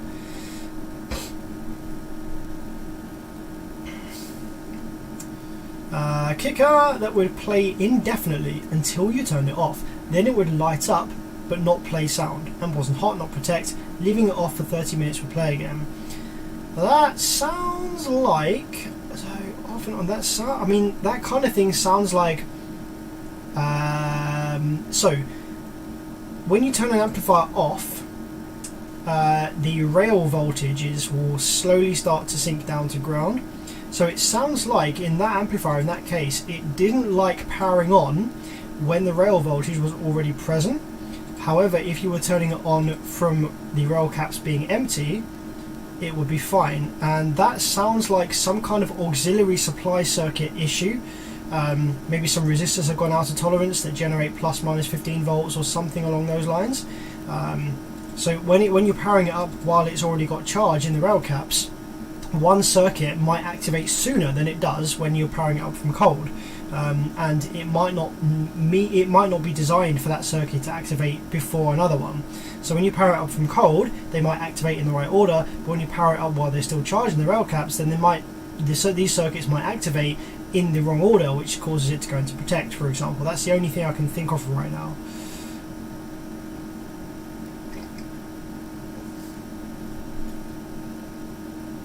Why are so many amps these days rated at 1 ohm? 15 years ago, 2 ohm was rock bottom and 4 ohm was way more common. So Bearded, the reason why is mostly to do with getting power. So in order to get power at 2 ohms, you need twice the internal rail voltage that you need at 1 ohm. Now, back in the day, electronic components, transistors and MOSFETs and stuff, didn't have as high current ratings as they do today. So if you wanted to make an amplifier that was 1 ohm stable, you would need lots and lots of paralleled MOSFETs or transistors per channel in order to be able to deal with the amount of current that 1 ohm would demand from the output section. So in that time it was easier, and amplifiers weren't as powerful anyway, so it made much more sense to just have a higher rail voltage and have less current going through your transistors on the outputs. However, as time has gone on, power has got cheaper and cheaper because MOSFETs have become more powerful and able to pass current much better. So as a result of that, and also as a result of the consumer demand for more powerful subwoofers, now it becomes a thing of, oh, we now need as much power as we now need like 3000 watts instead of 500 watts. So 3000 watts will require, if we did 3000 watts at 2 ohms, we'd require double the rail voltage that we would need at 1 ohm.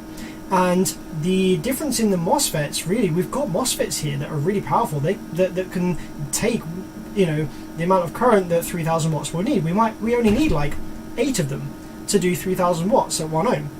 So that made more sense. You need less rail voltage, which means that there's less design issues to go on in the power switching power supply, less EMI interference, coming from the power supply because it's a lower rail voltage, lower switching voltage, and it's just generally the circuit's a bit happier at lower voltage anyway, and you have the components there that can deal with the current demands of 1 ohm. So hence most amplifiers are now 1 ohm stable because we have the components there and it makes sense to do that. You also have brands offering 2 ohm stable versions of their amplifiers like Taramps and the Brazilians and stuff, and that's just because you have all these stuff. MOSFETs have got so powerful that now for 1 ohm you only need like 4 MOSFETs, and for 2 ohm you can just use the same board layout with the same 4 MOSFETs, just a slightly different version, and bump up the rail voltage a little bit. And especially with those amplifiers being full bridge, the rail voltage gets halved again. So let's say you needed plus minus 150 volts rails for 3K.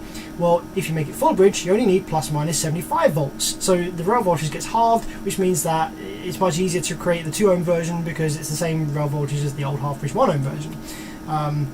So basically, yeah, it's just a demand for more power, an easier way to get more power just by wiring lower without having to, make these amplifiers really, really big with lots of parallel components and higher rail voltages. And in a subwoofer application in a vehicle, there's no drawbacks to it. You might be of the impression that higher impedances sound better and lower impedances have less control of the cone.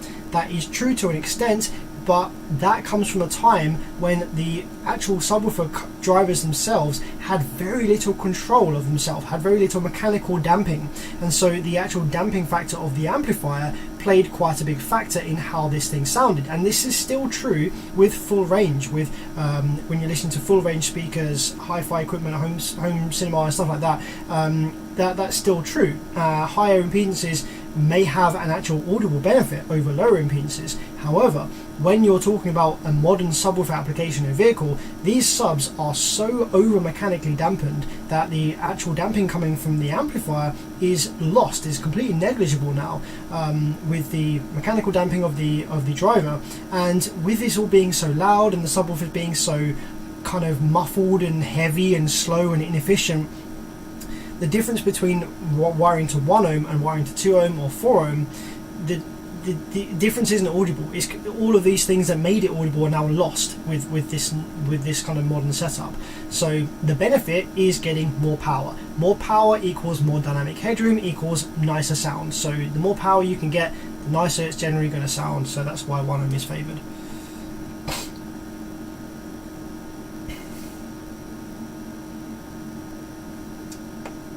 Should I power this up yet? Now then.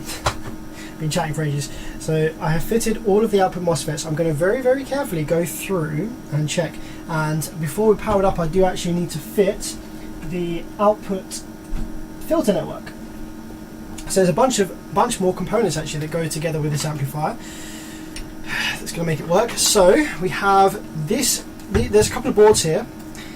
This is the A6000 GTI amplifier section. This is the output board here. On the back of that, we have another daughter board, which is the final filter network. Okay, the actual Class D filtering that this amplifier has is unbelievable. It's like nothing I've ever seen before.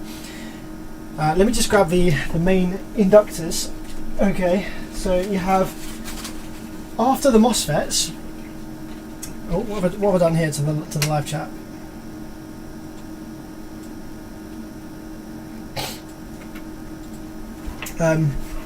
So this is the main output filter inductors for this amplifier. Okay, so usually that's just all you'd have. You'd have your MOSFETs would feed into the output filter inductors, then you have like a couple of film caps or something, and then it would go to the speaker terminals. However, in this amplifier, we have output filter inductors, then it goes into this whole board here, which filters it more. I don't even begin to pretend to understand what it's doing or how, all I see is like freaking hundreds of film caps, got some big 5-watt resistors. These are 0R04 0.04 ohm resistors here as well, by the looks of it. There's even some op amps maybe around here. There's a tiny little transformer or inductor or something. Could be doing, I should tell you what, that could be doing current sensing or something along those lines. Maybe this one's doing current sensing. Maybe we've got current sensing per channel. A couple more inductors here on the final stage. And then here we go, this is the speaker output wires that goes to the terminals over here. So yeah, there's a lot of output filtering things going on here. So we need to fit this great big thing. This is the kind of fan assembly, and this also electrically joins the outputs from the MOSFETs, from these inductors, to this final filter stage board. So we have these little nut washer things that sit into the board here, like so. And you can see the MOSFETs all line up nicely, and there's going to be some heat sinks that go on there. And then this board then pushes down and clamps onto there, and then I just need to put some bolts through to kind of sandwich it all together. Got some bolts on here that go through. I'm going to push these in from the front side. Here, around there.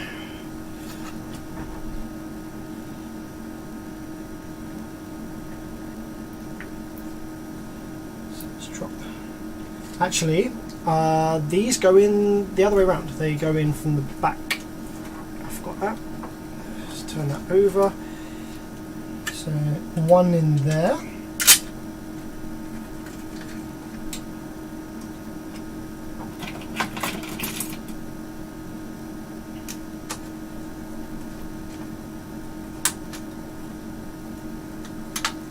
Just kind of tack that in for a second there.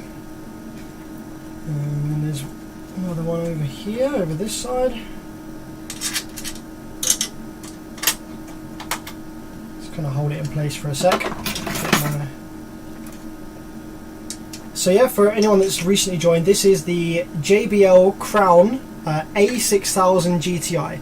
So this is the only car amplifier or automotive 12 volt amplifier. It's based on the Crown iTech. Yes, that's correct, Andy. This is exactly the same. Basically a Crown iTech with a great big 12 volt power supply, switching power supply mounted to it.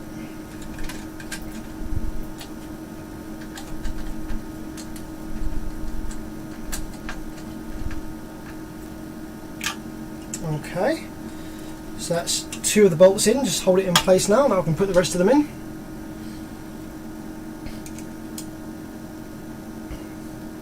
Does that 1 ohm versus 2 ohm amp induce greater loads onto the vehicle's electrical system? Well, no. People will say that 2 ohm is more efficient than 1 ohm. Or that, like, you got up to 2 ohm and it's more efficient, therefore it's better for the vehicle's charging system. But that's only if you're talking about the same amplifier. So let's say you have an amplifier that makes 5,000 watts at 1 ohm and 3,000 watts at 2 ohm. Well, at 1 ohm, the efficiency might be 75% efficient at 1 ohm. At 2 ohm, it might be 85% efficient at 2 ohm. So the 2 ohm is more efficient, but you're getting less power. If you were comparing a 5,000 watt 1 ohm amplifier with a 5,000 watt 2 ohm amplifier, then the 5,000 watt 2 ohm amplifier isn't going to be any more efficient than the 5,000 watt 1 ohm amplifier, really. There might be like a tiny difference because of different amplifier models, but if you're comparing like for like, there's going to be no difference, because the 5,000 watt 2 ohm amplifier, 2 ohm is its lowest impedance. Therefore, the way that the amplifier is set up, it will be the fact that the 2 ohm is the amplifier's lowest rated impedance means that. Wait, what's going on here? 1, 2, 3, 4, 5, 6, 7, 7. There should be another bolt in here, I think.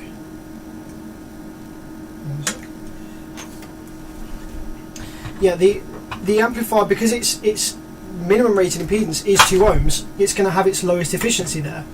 So if you want to get the most efficient system possible, then okay, so it's on that side. 1, 2, 3. If you want to get the most efficient system possible, then you want to, if you want 5,000 watts and you want it to be efficient, you should buy a 10,000 watt amplifier and run it at 2 ohms to get you 5k. That would then be really efficient, because you're then using an amplifier that's designed to make much more power at 1 ohm, but you're using it not to its full potential. Amplifiers get less efficient as they're starting to be used to their full potential. So the reason that 2 ohms is more efficient than 1 ohm, the reason that you know that, the reason that you've heard that, is because when you wire to 2 ohms instead of 1 ohm on most amplifiers, you're not using the amplifier to its full potential, therefore it's more efficient. Whereas if you're using a 5000 watt 2 ohm stable amplifier and a 5000 watt 1 ohm stable amplifier, you're using both of those amplifiers to their full potential, therefore the efficiency will be the same, and there won't be any real benefits over one or the other. There are some benefits to choosing 1 ohm versus 2 ohm for a set power, but I won't get into that now. Okay, so that is all the bolts. I'm actually just going to tighten them up even more. I'm just going to make sure they're really nice and tight in here.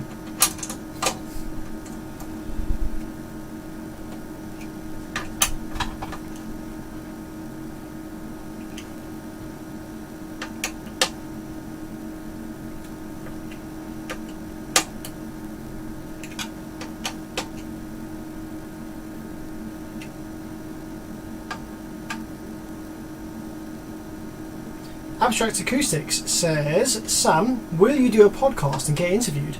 Yeah, I'll be happy to do anything. I've done a few bits like that before for 12 volt talk, I think it was. Yeah, if anyone wants to reach out and get me on a podcast, I'm more than happy to jump on. That'd be alright, don't mind.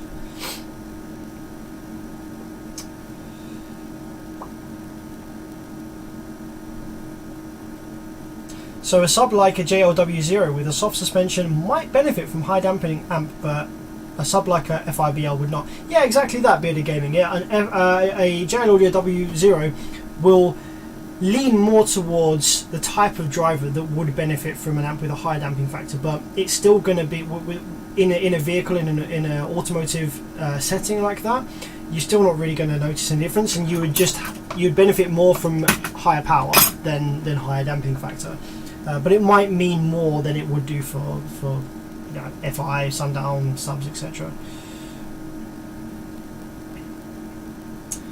Frank says, is the huge GTI transformer running on the same frequency like other amps? No, it's much lower. So earlier on in the stream I talked about the power supply in this amplifier. The reason that the transformer is so big is because it only switches at 1000 Hertz, and one of the reasons why it's so noisy, you can hear it. The amp goes because you can hear it switching. So I don't know why it switches at 1000 Hertz. I don't know why this amp was designed like that. Because I don't design switching power supplies, I don't know if there's a trade-off. I don't know if there's a benefit to running the transformer at a lower frequency, requiring a bigger transformer for that power. Does it mean that it has better dynamic abilities? I don't design switching power supplies, so I don't know. Like, my understanding is that the higher the frequency you switch a transformer at, the smaller it has to be for a given power. So I would have thought that they would have designed this amplifier, rather than needing this freaking great huge lumping transformer here that switches at 1000 Hertz, why not just switch it at like 25 kilohertz like every other car amplifier does, and it would need to be like half the size. Maybe someone who knows a bit more about switching power supplies can comment in the chat.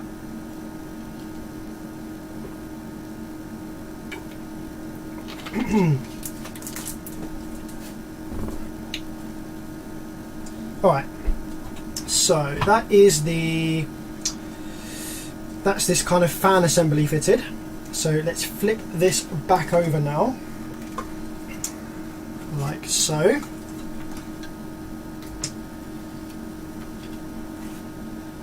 Let's just rest that on here for a minute. Okay, cool. Now I think I'm going to put this back into the kind of case properly, rather than having it floating here above the board. So these are the fan wires. Let's get these out of the way for a sec. Fan wires there. So let's drop this back into the case properly.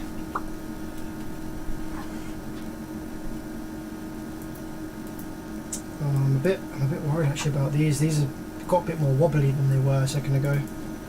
I wonder if I've kind of like pushed on them as I was pushing this board on. See, these driver cards, the headers are not making a brilliant contact, and I have sorted it out, but it was a lot stiffer than that a minute ago. So now that I've got the FETs in, I'm a bit worried if any of these pins aren't making a great contact against the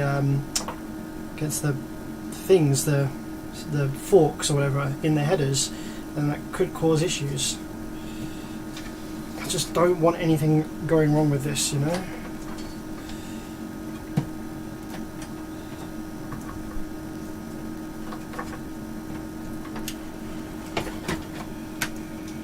Okay, so let's squish that back down into the case.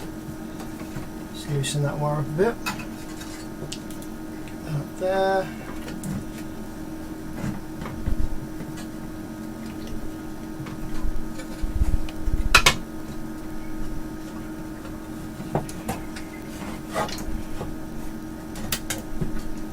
Okay, there we go.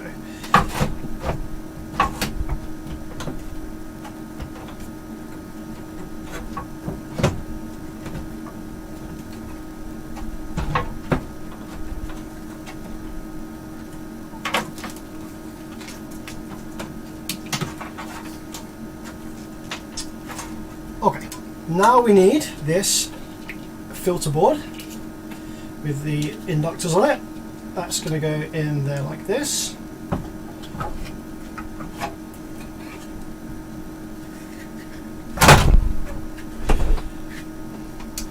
And then these wires are going to clamp onto these jumper bars in there. I'm just going to pull these driver cards out while I do that. Oh, actually they do feel very stiff, yes, that's good. Oh, actually no, I can't pull the driver card. Oh no, I can. I was going to say I can't do that because the wires need to go over them, but they go actually in front of them, so.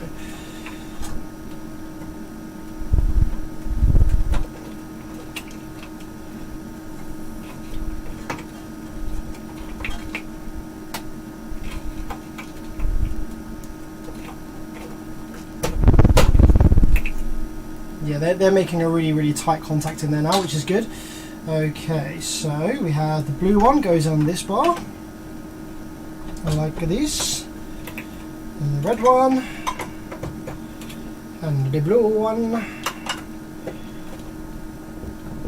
and the red one.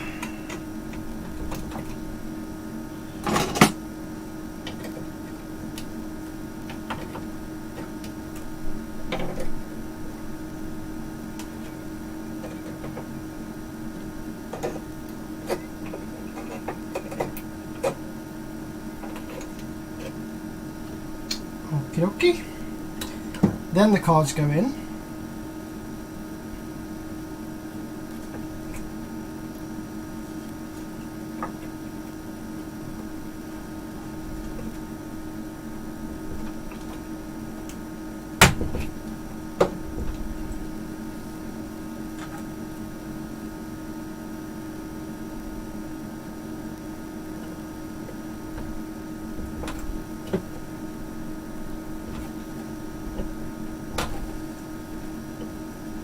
Okay, and then these ones go around the back, clip on around the back of these. I'm actually just going to squeeze these a little tighter because they feel a little loose maybe from being pulled in and out lots of times over the last 3 years.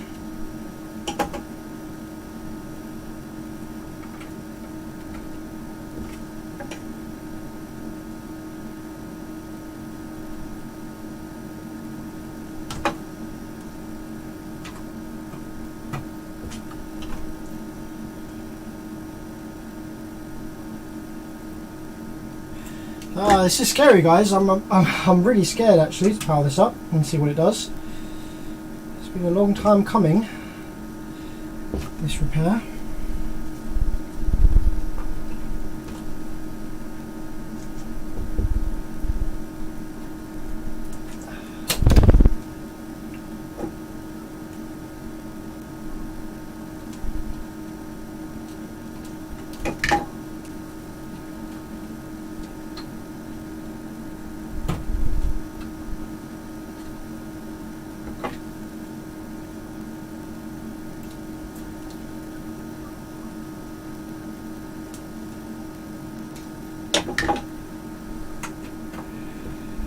Okay, so that's all of those connected up. We have the driver cards there, yeah. There's this wire here that connects to this. Actually, this is current sensing. I think this is the current sense thingamajooby, and then that links to this board here, which deals with current sensing, to send it into protect if need be. Now, there are these there's these variable resistors here which I messed with. Now these sets, I'll have to look at the service manual. I'm going to bring the service manual up before I power it up, because I've got a couple of resistors down here that do something. They set something, and I want to just remind myself what it is. Kind of wish I hadn't touched these now.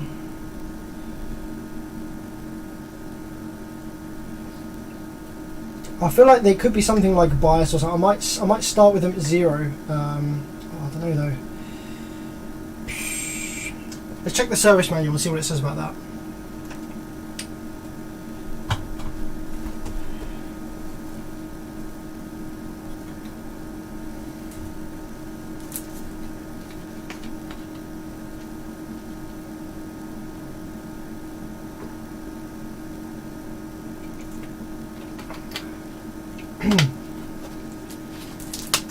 So Andy, Class I is just it's just a marketing term. So the iTechs are a form of Class D. So they're Class D at their most basic form. There's like small differences in they're basically the Crown's own design, but they are fundamentally Class D, the same as this is. There hasn't really been, apart from Class GH, which is kind of a mash of Class A, B and Class D, there hasn't really been any massive leaps forward in like amplifier output stage technology. The most modern ones are all just basically a very refined or very fancy version of Class D, and so you'll find if brands spend a lot of time and money on R&Ding their own version, their own sort of like perfect Class D, then they'll call it like, oh, this is Class this is Class X or Class I or Class Rockford or something, because they want for the consumer to differentiate it from other Class D amps, because they spent a lot of time and effort into making this Class D super clean or super whatever, but fundamentally it will still be Class D.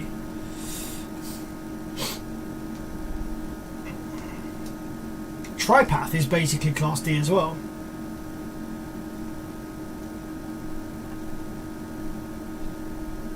Would you use some Loctite? Didn't use Loctite from factory. I mean, maybe it wouldn't be a bad idea, but I don't know really. Problem is, these bolts, they are making an electrical contact, so I don't want to put Loctite in the thread because I risk like weakening the electrical contact of that connection. So I could put some on the top perhaps.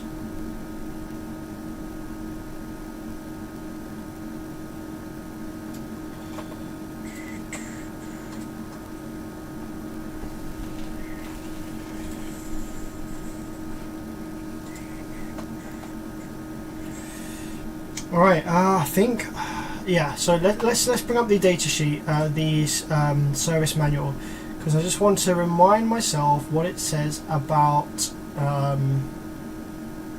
those potentiometers. I know it was something to do with overlap, but I want to see what it says about when you're repairing them, like to start them off at 0.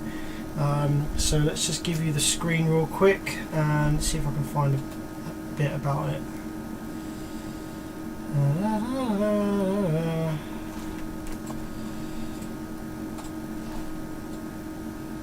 Maintenance, here we go, it's somewhere in here.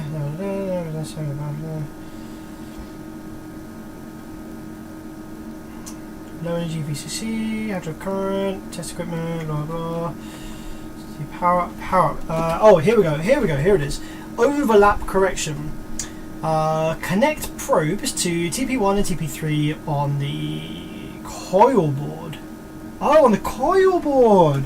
I think I missed that. I was doing it on the main board, on the coil board. Center the oscilloscope to measure the lower right portion of square wave. adjust the timescale to 50 nanoseconds per division, adjust R307 for channel 1, R407 for channel 2, turn the potentiometer so that the transition zone on the corner of the waveform is less than 10 volts. Okay. So I've got to find these test points. It says test points on the coil board. I feel like the coil board is the board underneath. It's like the underside board, maybe? Is it? TP1 and TP3 on the coil board. Well, I do have full schematics, so let's bring up the full schematics. So TP1, TP3 on the coil board. So, okay, well, if we take a look at what I would call the coil board, this is what I would call the coil board. I don't see any test points on it.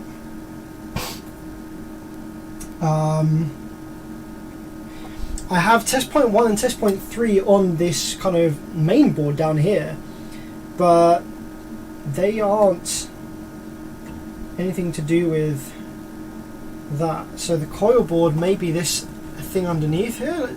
Maybe I should pull that out and have a look. Let's have a look at the schematic. Let's have a look at the schematic for it and see whether TP1 and TP3 are on that kind of coil board. We scroll right down, we should be able to find the output filter board, which is just going to be like a bunch of caps and resistors and stuff. Probably this one. So let's have a zoom in, see if there's a TP1 or TP3 on here. So what's this one called? Output filter board. Yeah, okay. Are there test points? There's test point 905, 904.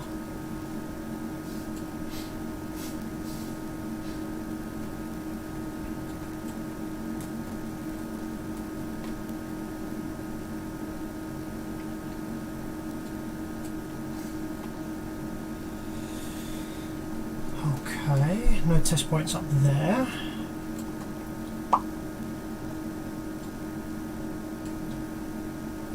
Terminals, bus bars, test point 805, test point 804. What did it ask for? Test point. Oh, crap, I can't remember what test point it asked for now. 10 something, wasn't it? No, test point 1 and test point 3. Yeah, so there's literally just 1 and 3.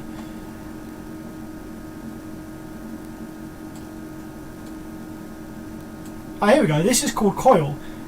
PWA6000 GTI coil. Ah, there we go. There it is. TP1. There's TP3 and TP1. Okay, so it's on this coil board then. It's yeah, this great big huge thing that I thought it was originally. I don't see the test points on there, unless they're like on the underside, maybe? Which would be strange.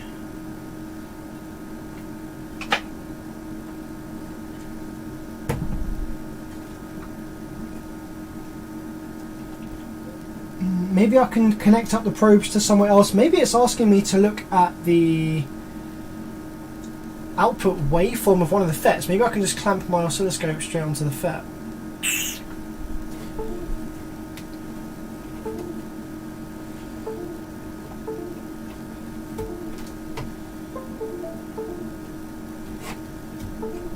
Oh crap. Yeah.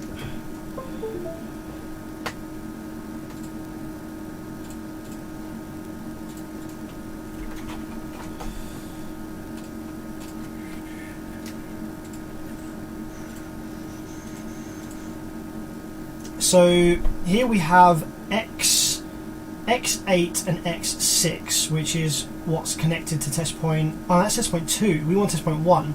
So we want test point 1, which is X1, and test point 3, which is X8. So channel 2 VP and channel 1 VP. That's what we're looking for. Channel 1 and channel 2 VP. Okay, let's see where else that is, because I don't see any test points on this coil board here to actually connect to, unless it's on the underside. So let's instead connect to channel 1 and channel 2 VP somewhere else on the board. So if we find the output section board, the output board, which is that's going to be this one here. No, this is the driver card. The output board is nope, nope. No. Ah, here we go. Here's the output board. Okay, so we want, what was it? Channel 1 VP.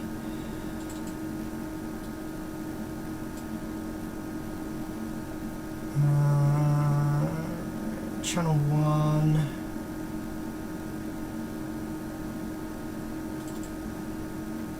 Here we go. There's VP channel 1. VP. Okay, cool, cool, cool. VP channel 1 is connected to... Google thinks I want to talk to him. What do you think I said? He thought I said cool.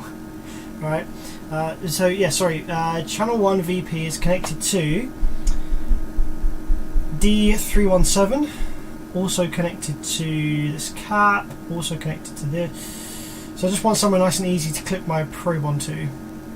Oh, it's also connected to the bus bar BB301, which is also connected to the MOSFET source.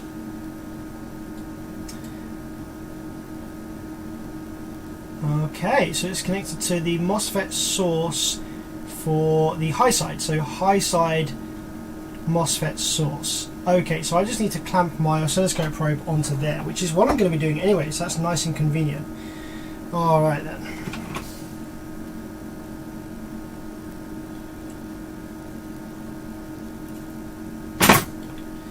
Another thing that I'm going to do just before we get powering up with this is I'm going to quickly bring up a YouTube video which I watched on how to repair these, because I think he mentioned something about this overlap. I just want to make sure that I understand it in its entirety.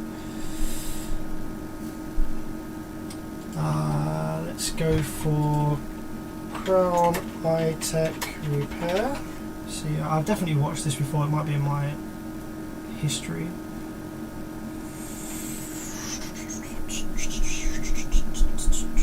Hey yo, Sadon, how's it going, buddy? Probably, actually, if I start watching a YouTube video, the stream might die a bit.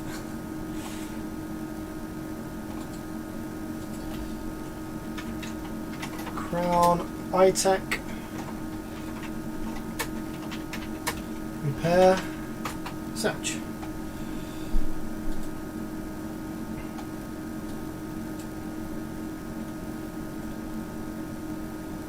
Here we go. This video by Fusion Event Services. This is a fantastic video. Let's bring this one up real quick. Let's get rid of the advert. Let's get rid of desktop audio. It's muted already anyway. It's cool. Grammarly makes editing one click simpler.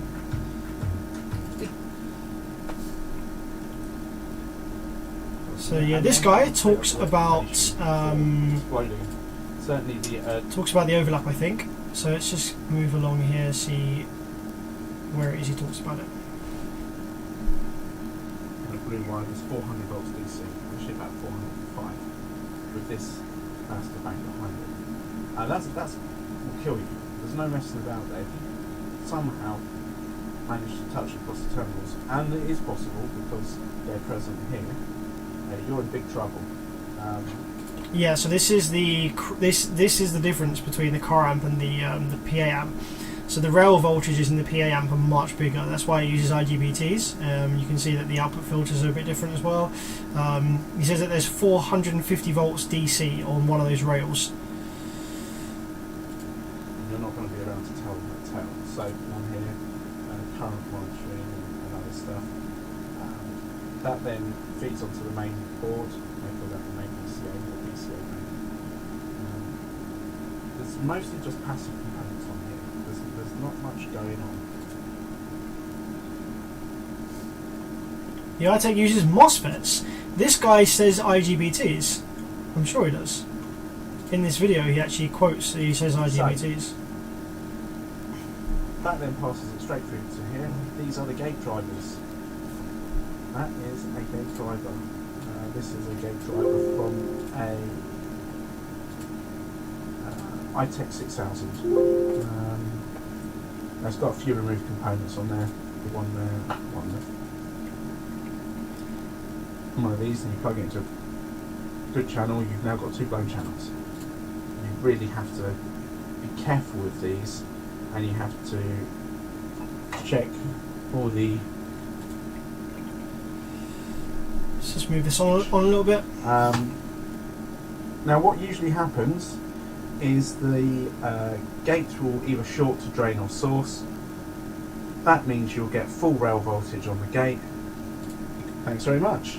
Yeah, this one blew really, really badly for this guy. You see lots of these being removed.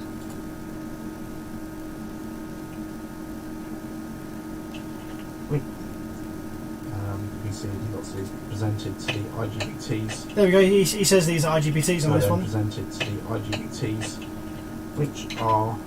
This is another one I made earlier. Here.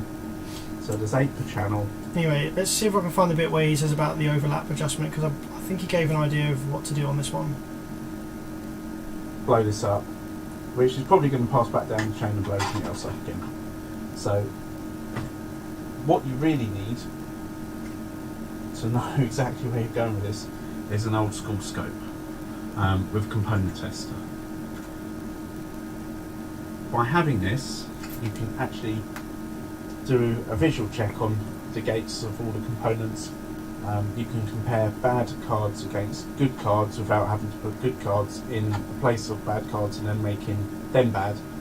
And that really, by checking that, and by checking all the gates on all the IGBTs and making sure they're not short to the output. This video is called A Technical Look at the Crown MA12000i Start getting decent repairs by on Fusion this Event Services. without acting to discharge the capacitor banks. The way I do it is I've got probes that I poke into this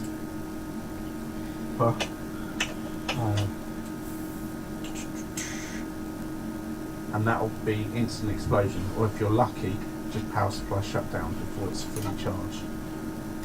So, how can you power these things up and do any checks at all if you can't power them up without gate driver card?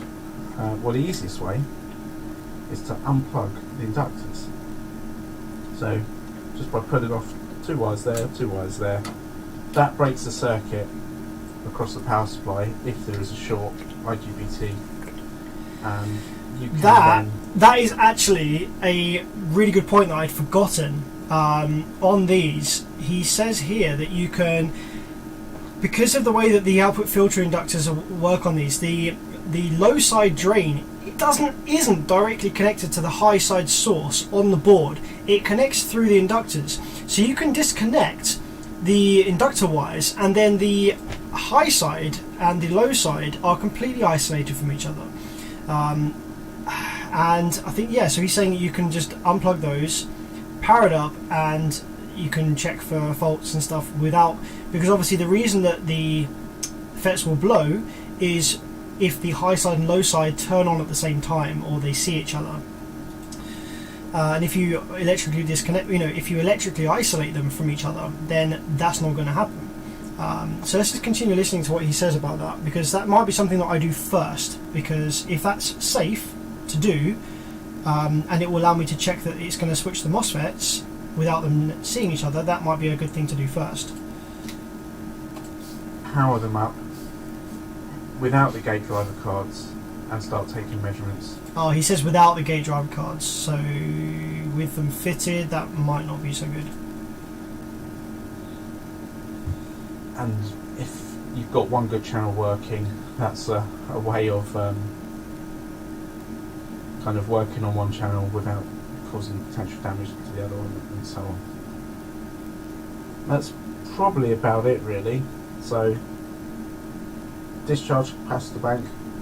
Don't power up the amp with inductors connected without a gate driver card. He says that because there's no pull down resistors on the main board for the MOSFETs. So if you remove the gate driver card and you still have the FETs connected and you still have the inductors connected, then residual current is going to leak onto the gates of the FETs and they're going to turn on and they're going to explode. So that's why he says do that. Now this won't prevent the MOSFETs turning on, but by disconnecting the inductor leads, it will isolate the low side from the high side, so that if the MOSFETs do turn on, which they will, from the residual current that leaks onto the gate, it doesn't do anything. The MOSFET is on, but the voltage doesn't have anywhere to go. Because that's just going to be trouble. Make sure all the IGBTs are open circuit and aren't short. Discharge the completely annihilate end. It's not impossible at Dyke. Does he talk about the overlap? I'm pretty It's a sure quick he did. summary of the iTech amps and the we're using now for. That's about it. Oh, working fine. Oh yeah, another thing, a bit fragmented this video. You can safely power up the amp without a front end driver card in. That's fine. And swapping one around isn't risky, provided that you've done the basic checks on the gate driver card and also that the reference or supply rails generated here are okay. So I don't think I've broken a front end card. In the process of learning how these all work, several gate driver cards, but fortunately I've managed to repair them. So there we go. Slightly revised. So I'm sure he talks about the overlap.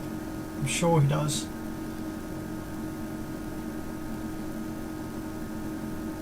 to the ones that are known to have problems. Now, so this end of the video he's just talking about the blown bit more. I'm sure I remember him talking about the overlap potentiometers. But I think, guys, we're just going to have to send it and risk it. Yeah, I can't see in the thumbnail actually here him talking about it. So I think we're just going to have to send it and adjust it based on what the data sheet says. H1 Nicholas, how's it going, buddy? Good to see you here. And yeah, at the moment we're at the stage where we fitted all the new parts and we're about to power it up for the first time. And the one thing that I am just hesitant on is just here. There's a couple of potentiometers which set an overlap on the output on the channels for the switching, and we fitted new FETs, and so they might have different overlaps. So I've currently set them to the minimum position. I don't know whether that's like the safest position.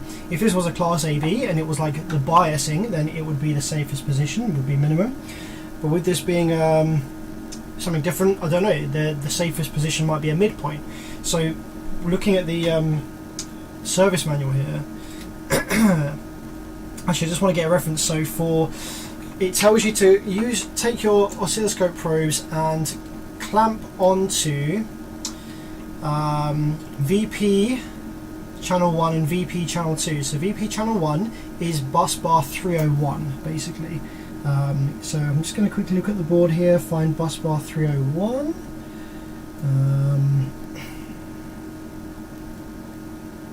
Bus bar 301.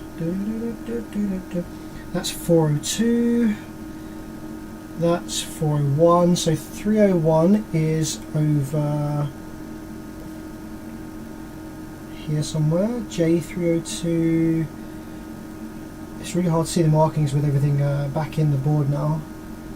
J302, J304. Bus bar 402. Ah, here we go. Bus bar 302 is this one. So I want bus bar 301. Ah, that's this one over here. Okay, fantastic. So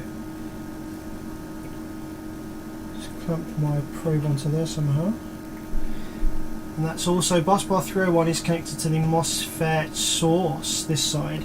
Let's just confirm that with the multimeter.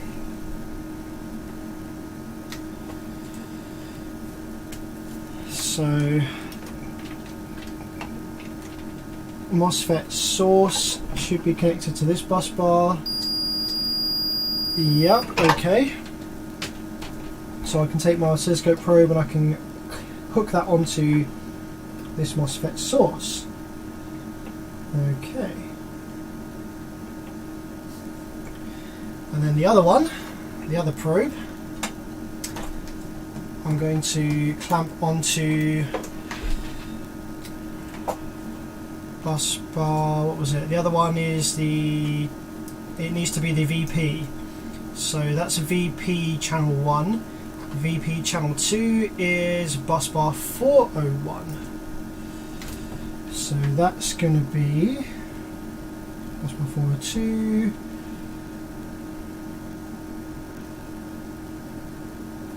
I think that's going to be this one. Bus bar 401. Okay.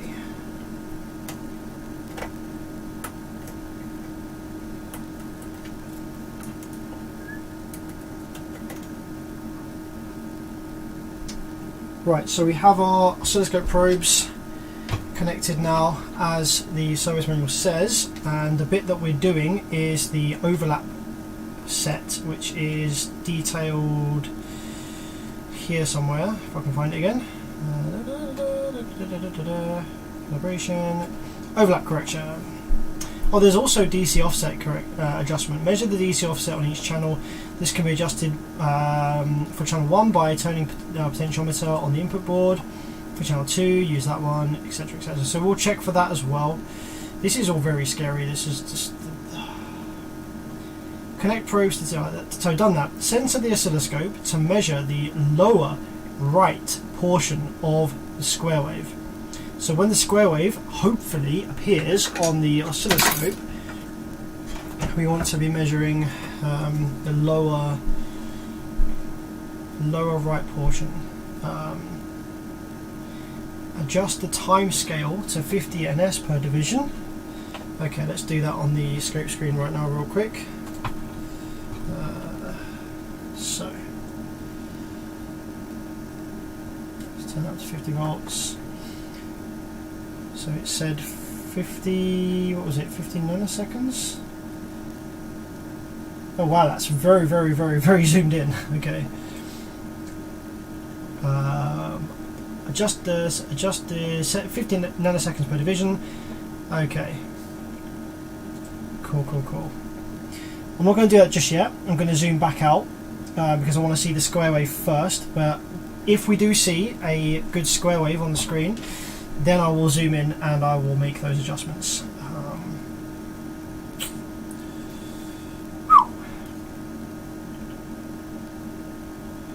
H1 Nicholas says, look on page 47 of the service manual. Test points on grids 1B and 1J.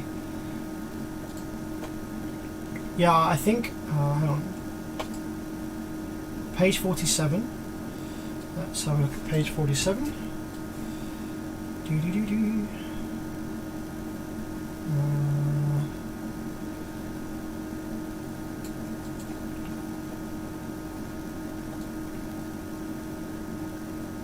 Okay, here we go. Ah, yes, of course we have this thing here. Ah, see, I don't actually have those test points on my amp.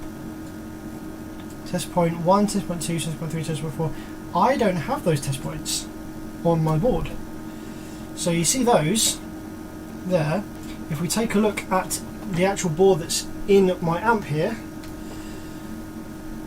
I don't have those test points. They're not there. So we're just going to have to go and clamp to the actual MOSFET leg itself, which is quite scary because it's very close to lots of things. But yeah, don't actually have those test points, so we just have to go on the MOSFETs themselves.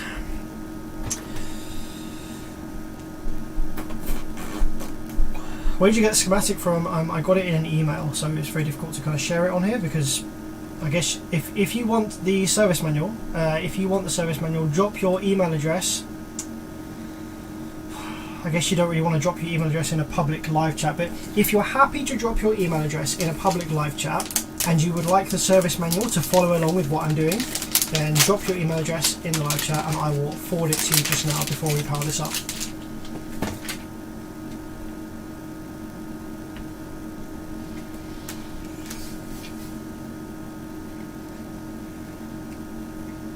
So I guess this is the point where we go to power this up then.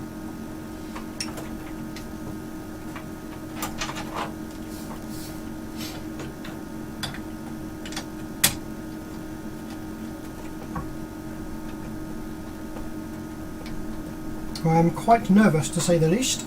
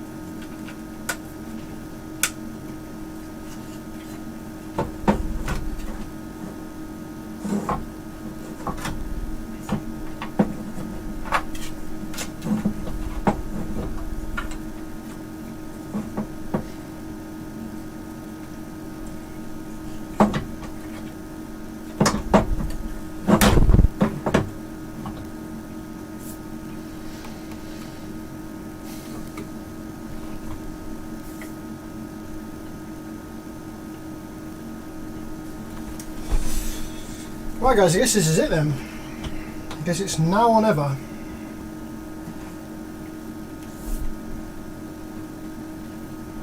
I'm going to put another probe onto the positive rail actually. Oops, just because I want to monitor the rail voltage and see if it's going up and down or whatever. So I'm going to stick another probe onto the main rail, which is going to be number 3, channel 3.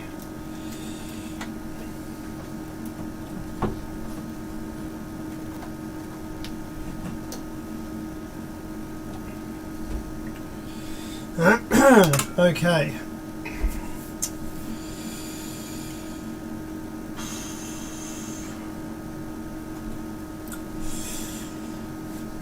Just going to whack some DD headphones on as makeshift ear defenders in case it does go pop. I'd rather it not be super loud in my ears. So have we got everything? Have we covered everything? We saw that we had good switching on both sides, high and low sides of this. We've removed the driver cards and put them back in, and put them back in correctly with no pins overhanging. This is all connected up properly with 1, 2, 3, 4. These are all connected properly. We have that in there. These are all in properly. This bottom board is in properly. Don't think anything's shorting out on the case underneath. Maybe I should just do a quick check to make sure that none of the MOSFET legs are like shorted to each other for whatever reason. Don't know why they would be, but I just want to do a double check of that.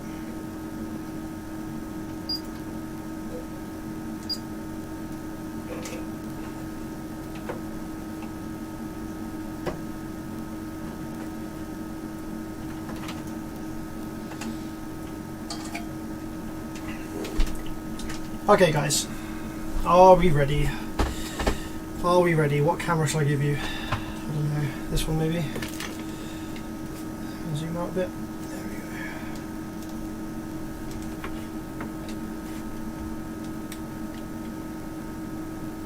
go. "12 amp draw on idle." Thanks for that, Nicholas. That's good. I'll make a note of that. I'm going to get the thermal imaging camera ready as well, so I can just make sure nothing's getting like crazy hot. None of the FETs are getting mad hot. They're not connected to any heatsink at the moment because we're just doing some preliminary tests, but I'll get the thermal imager out and ready to make some measurements. Okay, shit, I guess this is it then. Whew. Okay.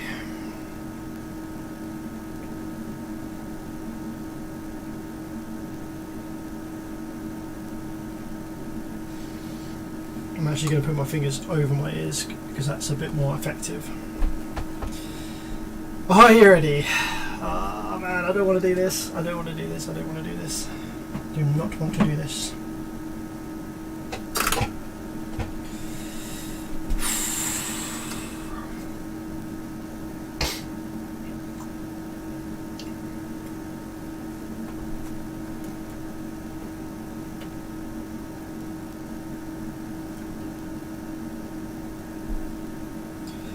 Okay.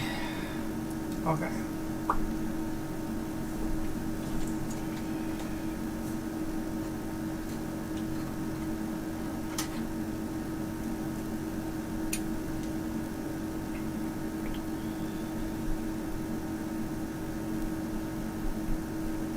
I'm just a bit unsure about these potentiometers here with this overlap thing. Don't know whether to like turn them up a little bit. Start with maybe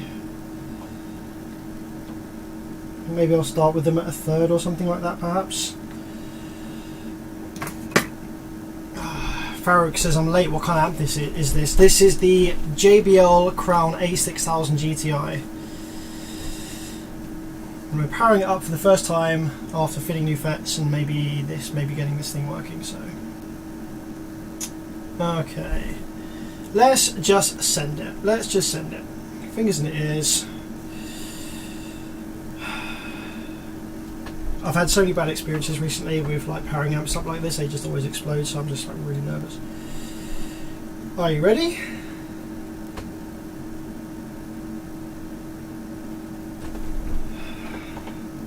Okay. Okay, here it is, guys, You ready? 3, 2, 1.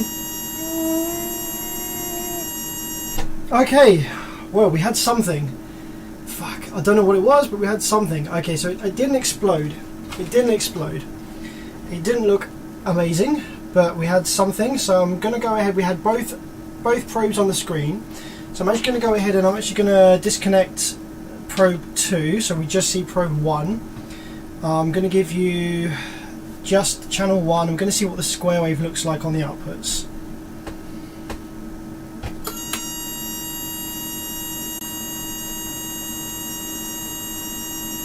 Okay, so channel 1's not doing anything. It's like it's trying to start switching. Okay, that's interesting and kind of annoying. Let's go to channel 2 now, and let's source channel 2, and let's see what channel 2 was doing.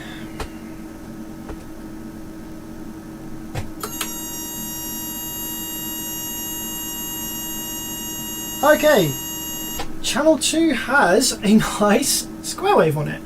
However, channel 1 doesn't. That's interesting. Note, when replacing the amp gate drive PWA, set overlap underlap pots to their middle position before powering on the amplifier. Thank you, Seddon. That is fantastic information. I don't know if that's in the service manual or not, but I missed that. So let's set them both to the middle position.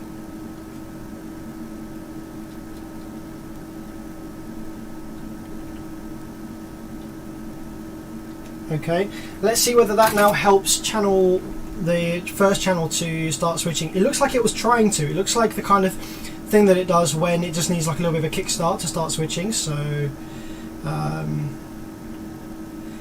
yeah, the E noise, that is the power supply transformer.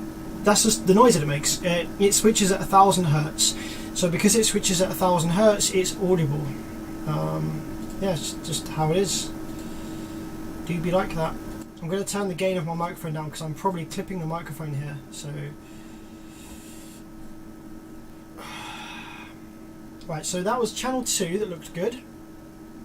Channel 1, however, didn't have anything, did it? So I'm going to go ahead and switch back to channel 1 now.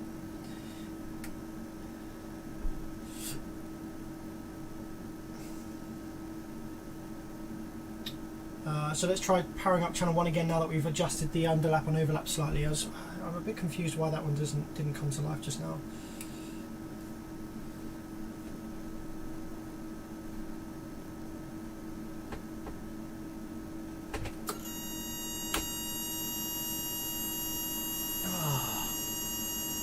What the heck? Okay. So no switching on that channel. So that looks like there were some like little pulses there. It looks like the kind of thing that it does sometimes when these amps want like a tiny bit of signal to just kickstart the output section switching. So I'm tempted to inject a little bit of audio just to see if it will kickstart that channel into operation. But I don't know, it did give a bit of a bump, didn't it, at the start, to give the impression that it...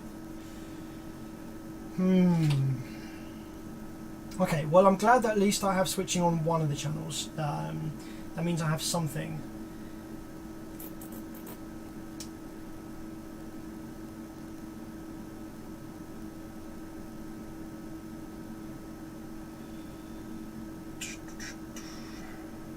So, what to do next then? Do I inject some signal to try and kickstart this channel into operating? But in reality, it should just start switching, shouldn't it, by itself? So there must be something it's not happy with. So what I can do is I can wait for I can discharge the rail caps. I can swap the driver cards around and see whether the issue moves sides. Thanks, Seddon, for that. He found it in the theory of operation for the iTech 6K. That's really cool. Thanks for that.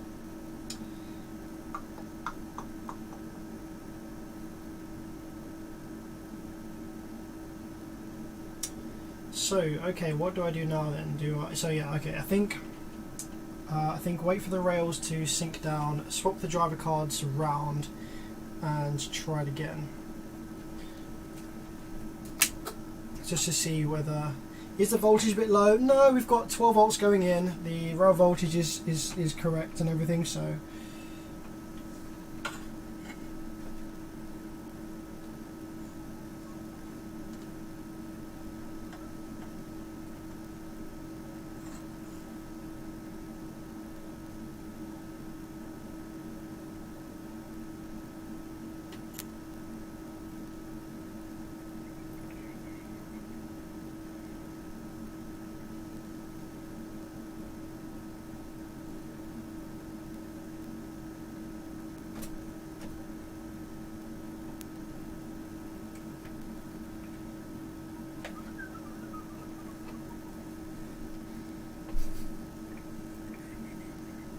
Okay, so let's swap the drive cards around and see if the channel that wants to switch moves or not.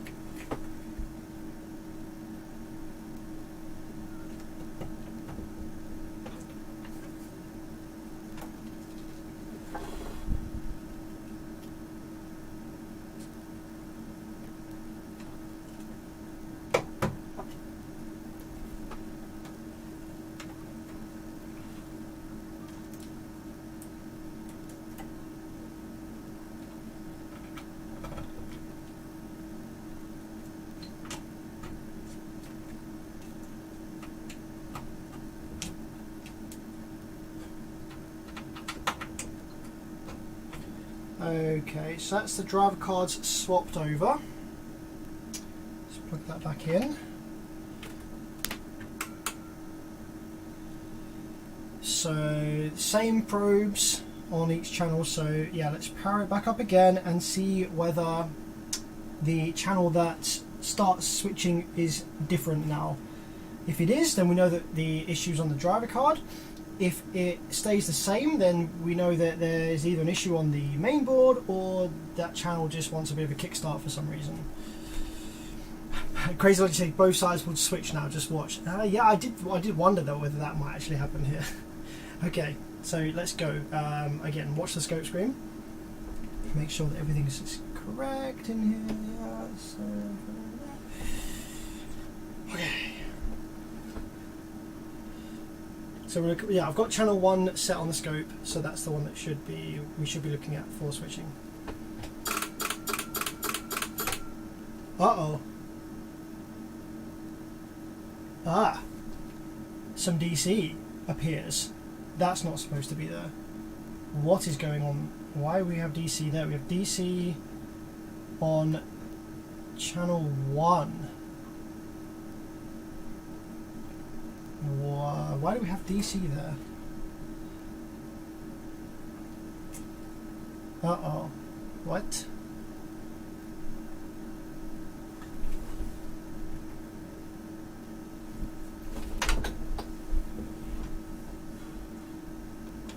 Das ist not good.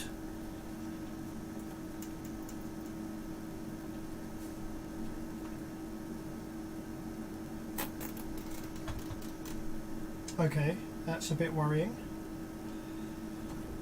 Why has some rail appeared there?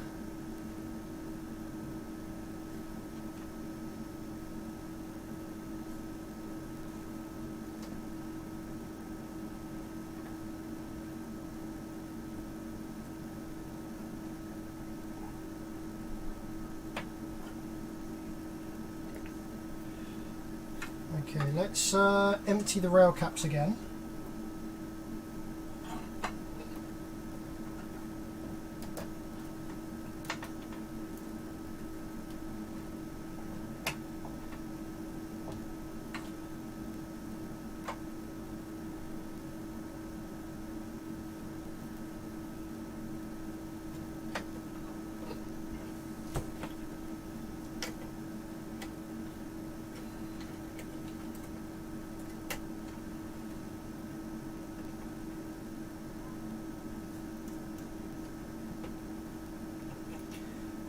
I'm still, you know what? I'm not trusting these headers actually, to be honest.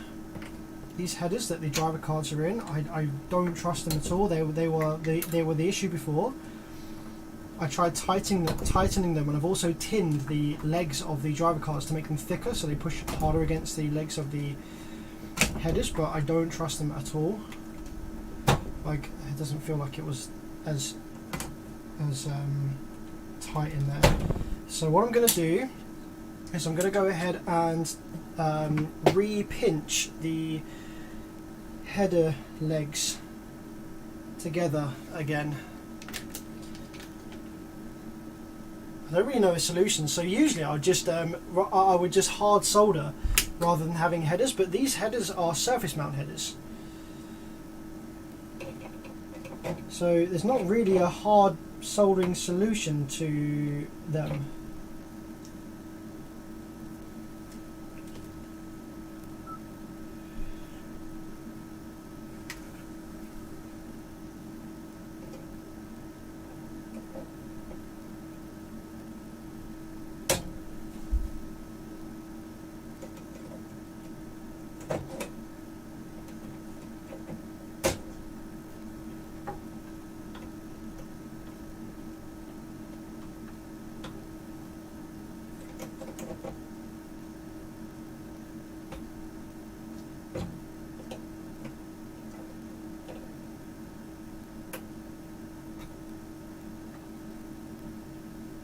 Okay, well that one's come off for a start, which isn't good.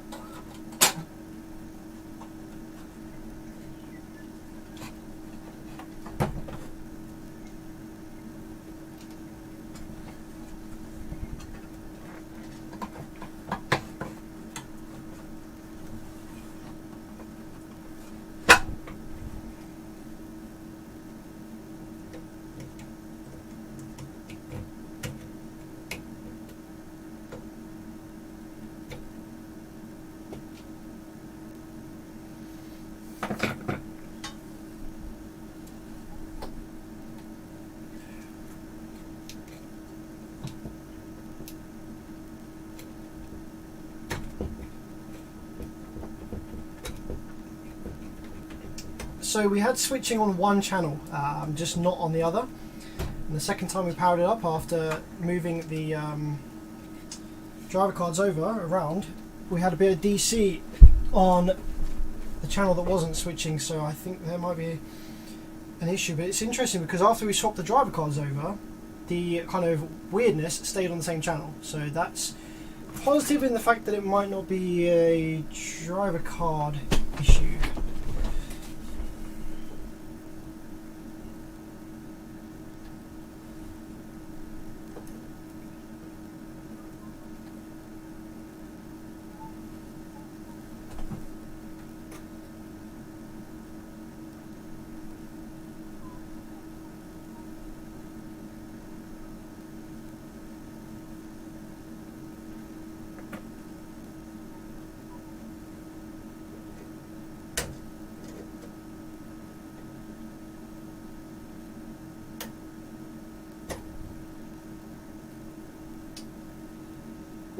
Man, these are so delicate, these things.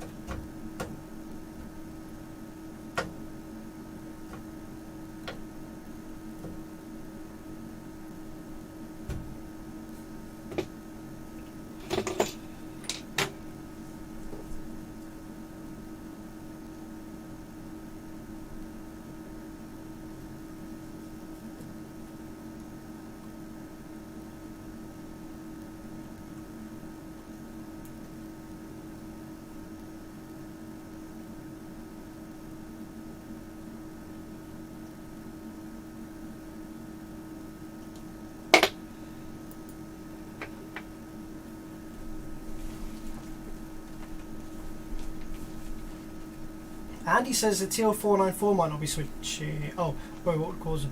So if a TL494 is not switching, then it's either in shutdown mode, which means that the incorrect voltages are on pins 1, 2, 15 and 16, or it's not getting its supply voltage.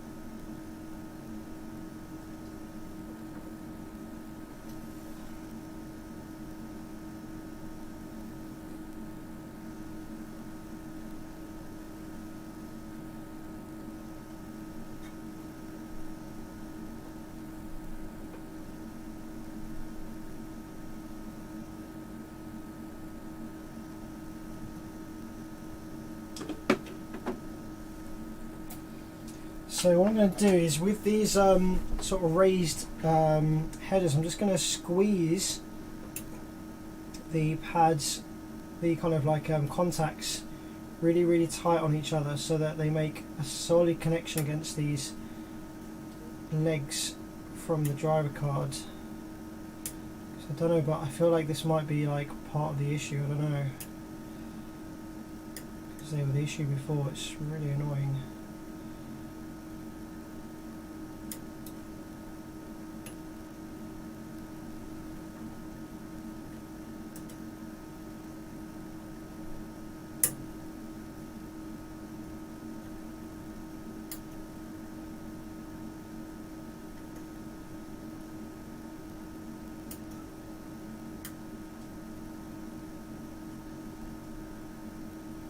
Ideally, I'd love to just solder these driver cards directly to the board, but they're kind of solder mount. They're surface mount, which is really odd. So there's no holes in the board to solder the legs through or anything like that.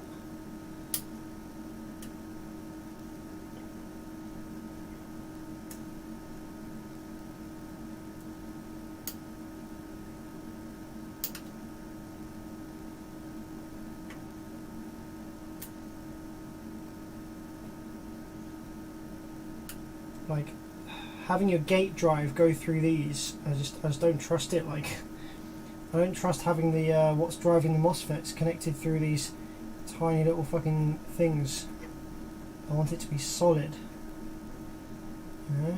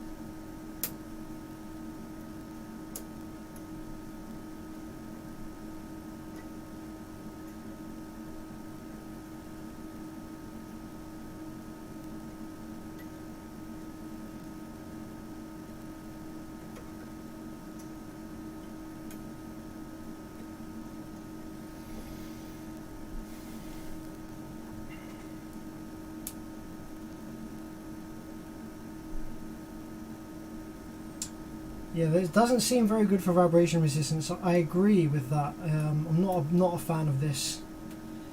I think they've done a really cool design on this amplifier, but this is not good, in my opinion.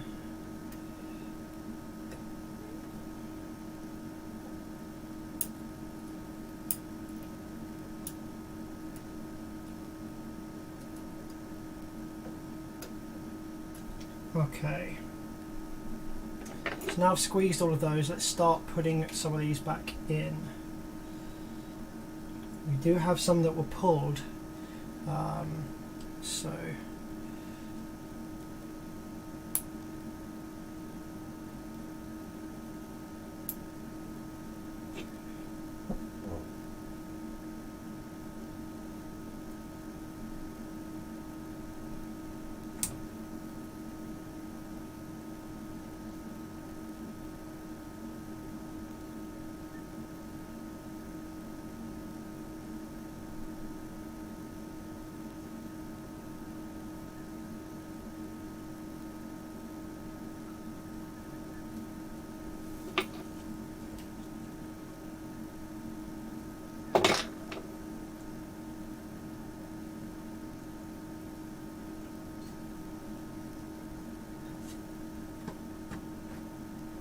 push that back down, and then I want to solder that leg back on.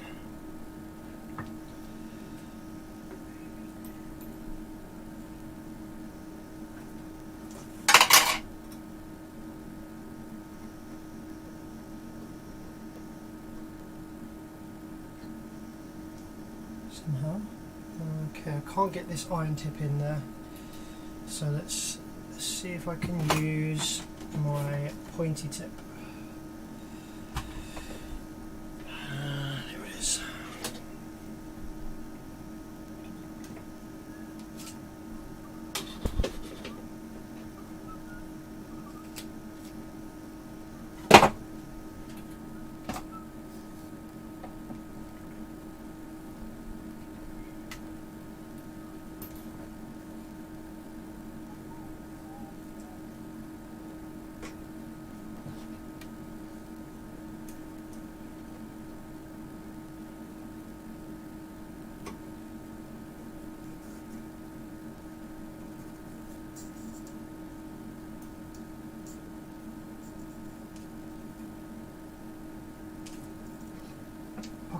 There we go, I think that's solid.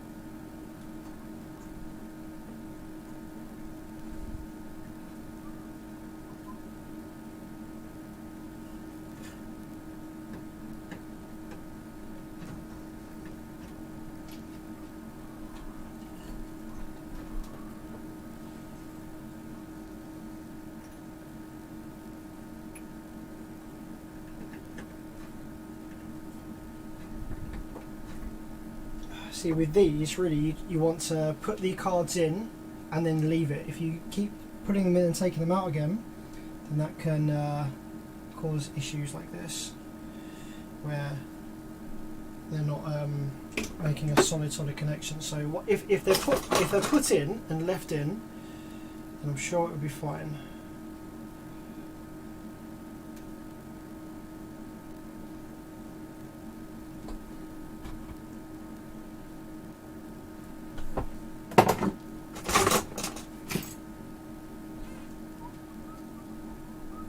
What did I just do with? Here we go.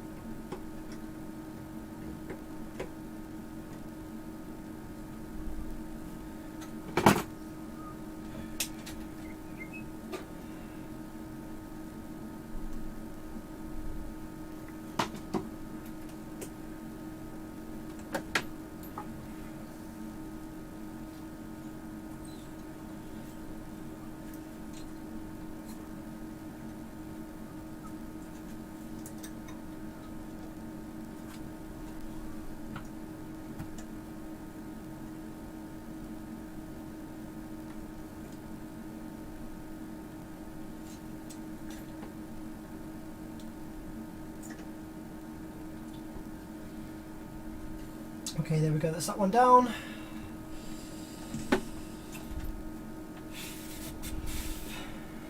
This one here as well.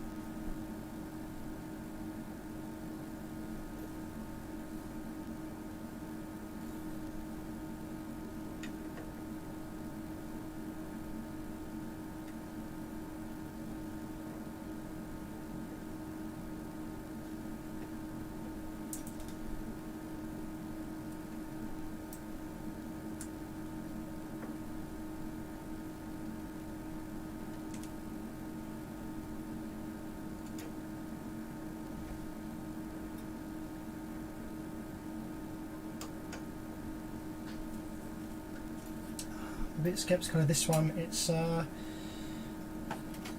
solder is slightly too high for my liking. It might be touching the bus bar, so I'm trying to correct that a little bit.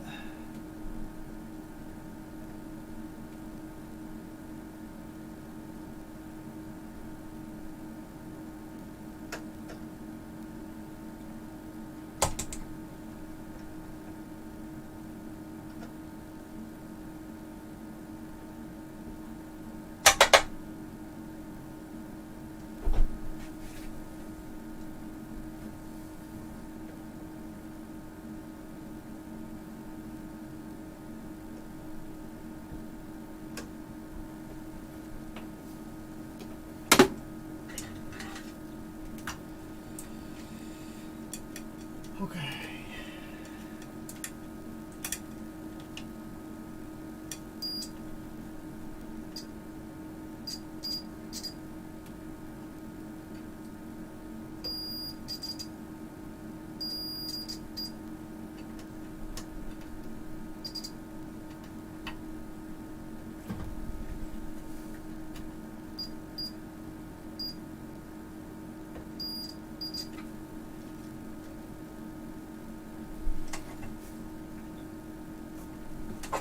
So now I should be able to, if I just remove this one again, they should all be soldered and looking good.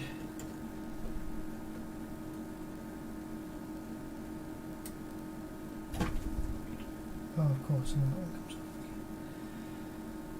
Jesus.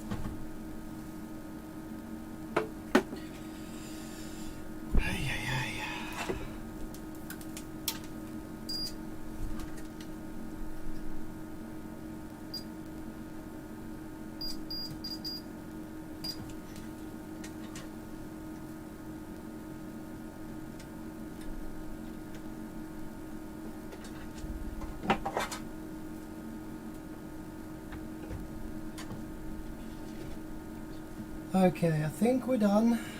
I think we can fit the cards back in and give it another shot, I think. So, I think I might leave this slightly elevated actually. What do you guys reckon? So, might leave it slightly elevated actually, yeah. That'd be cool. You can kind of see the bottom and stuff. So, we want cards.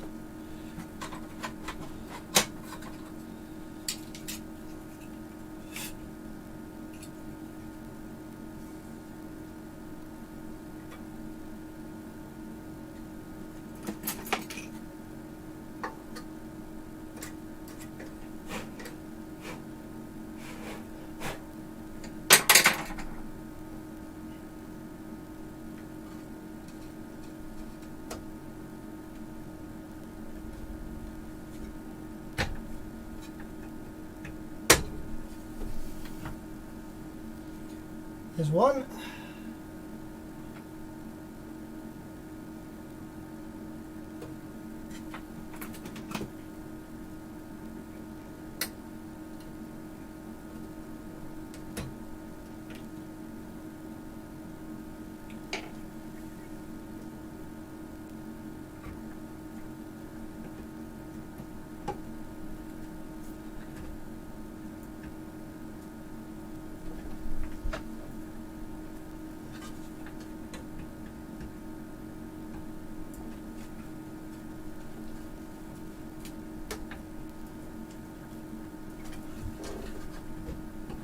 And there is 2.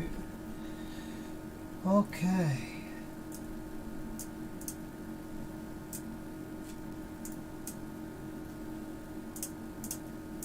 It's making weird noises, guys. I don't like it.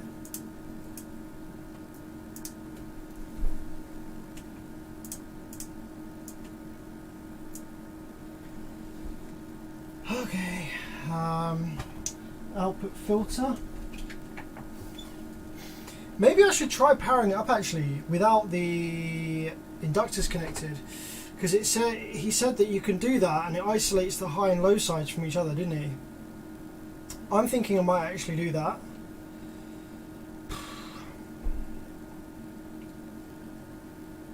What do you reckon, guys? What would you do? So on the video that he said if you don't connect these up, disconnect these, then the high and low side don't see each other. So you can power it up safely without worrying about damaging stuff. But he did say you can power it up without the driver cards connected that way. I don't know if you have the driver cards connected, does that affect stuff?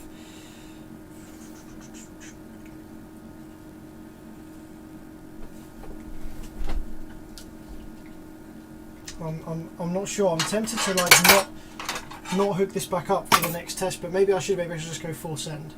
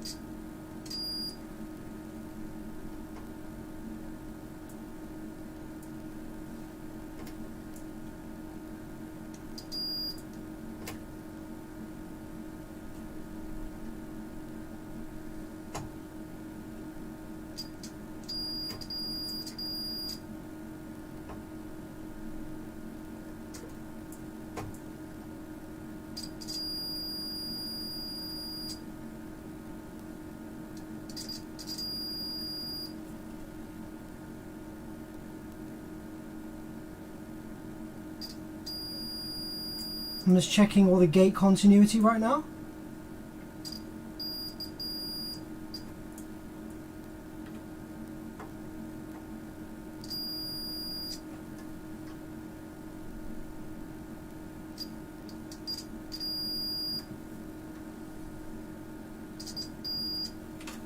Okay.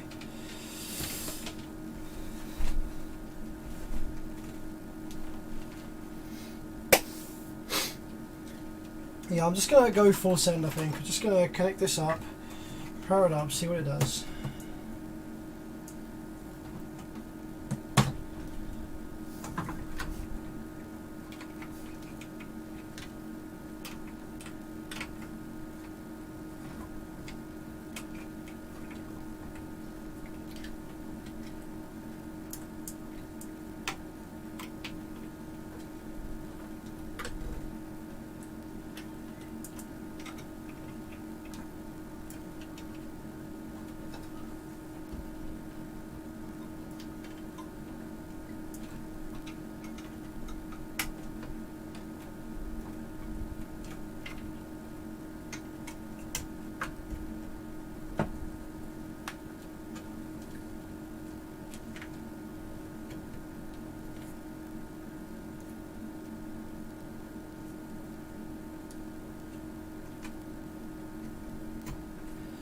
So just hooking back up the output driver card, the output filter card, inductors here, hooking these back up, screw connection, There's good connection. Okay. So let's get probe channel 1. Let's get that in this high side source over here.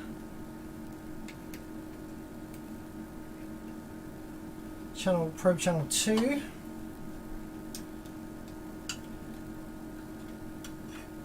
Let's get that in this high side source.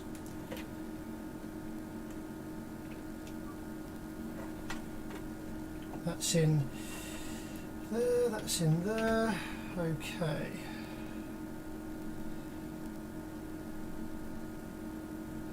So we're back, everything's connected back up again. Yeah, I guess we just power it up again, see what it does this time.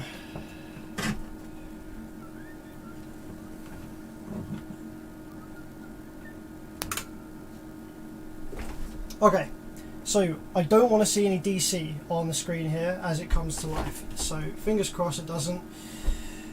See what it does. Safety specs on.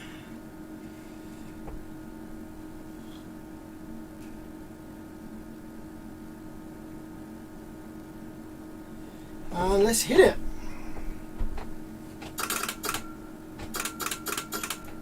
No DC this time, which is good.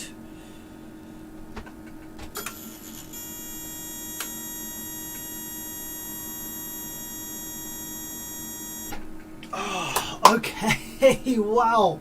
For the first time, we have seen switching on both channels, which means that, yeah, it's a header issue. The headers are iffy. I don't really know what to do about that.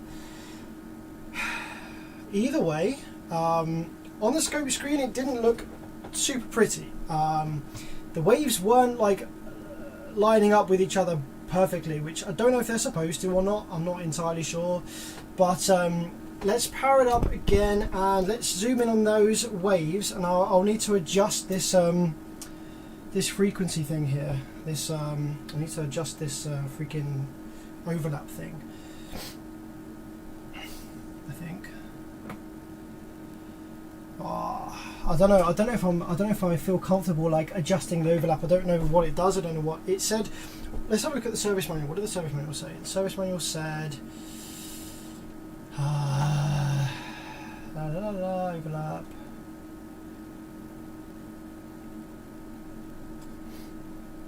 Turn temperature is so that the transition zone on the corner of the waveform is less than 10 volts. I don't know what that means. So that the transition zone on the corner of the waveform is less than 10 volts. I mean, our idle current was about 10 amps, so I'm assuming that that's okay.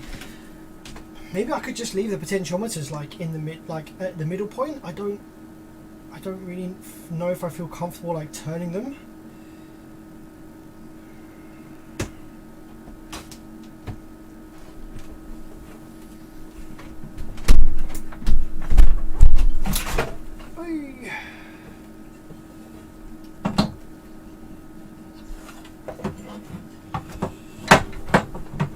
I want to understand exactly what it means by that.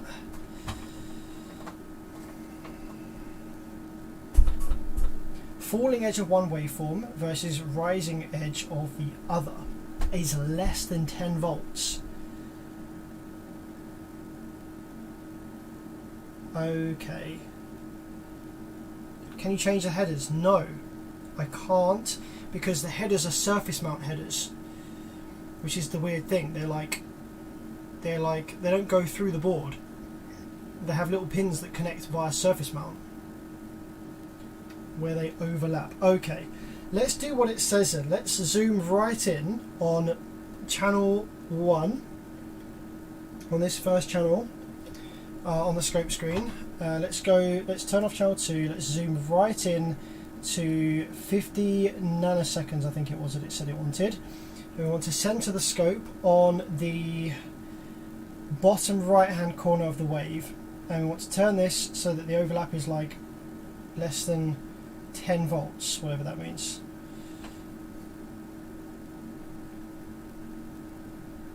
Solder those headers. Well, that's basically what these are. I can't solder those big headers because the pins are too big, they'll touch the rails. Okay, let's power it up again then, and let's try and set this overlap thing. I'm a bit scared, I'm not going to lie, to do this, but I'll try and we'll figure out what I'm doing.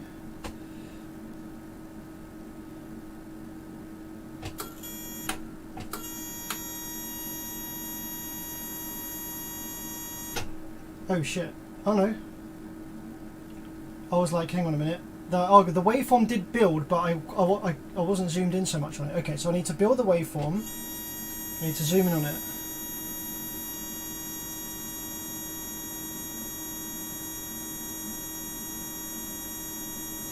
I'm turning the knob, but I'm not seeing any change on the scope screen. If I'm honest, I'm a bit too scared to like mess around with that too much. I don't want to turn it so much that it like cross conducts and blows the FETs or something like that. It seems to be switching okay at the moment. I'm literally, my heart is beating so fast. I need this amp to be done. I need this to be finished, you know. So I think I'm going to leave it as it is.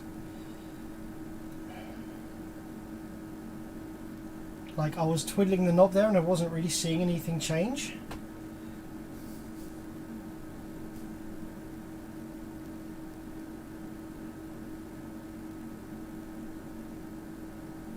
So I'll try it on channel 2 instead.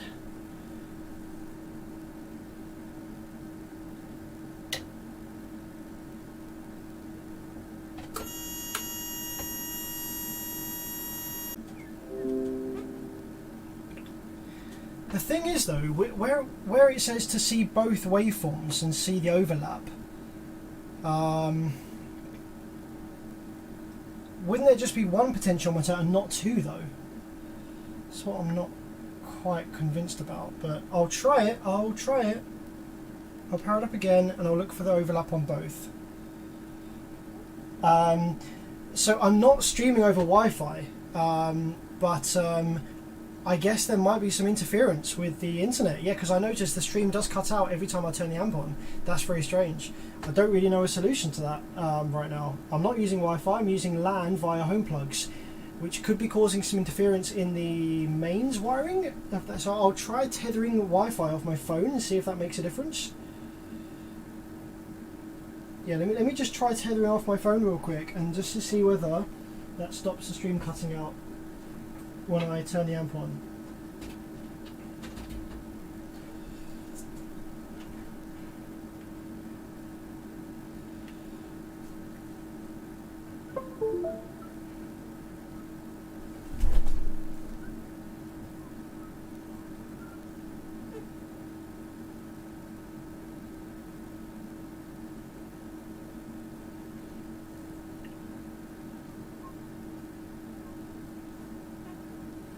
Okay, so let me tether, USB tethering. I'm going to go off of 4G because that's the least likely to have an issue, I think.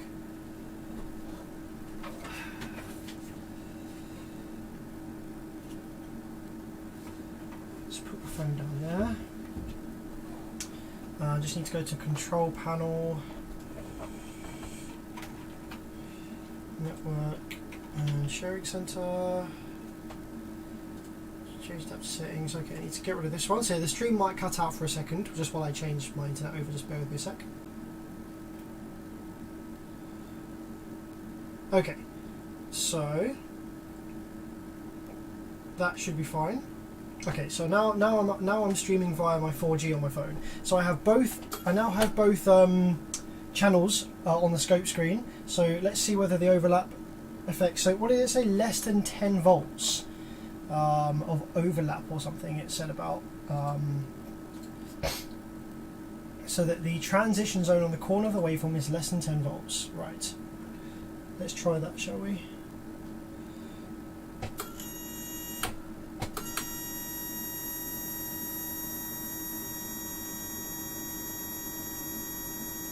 Oh yes, I see it here. Ooh, look at that. Okay, so I'm assuming that wants to be a solid line.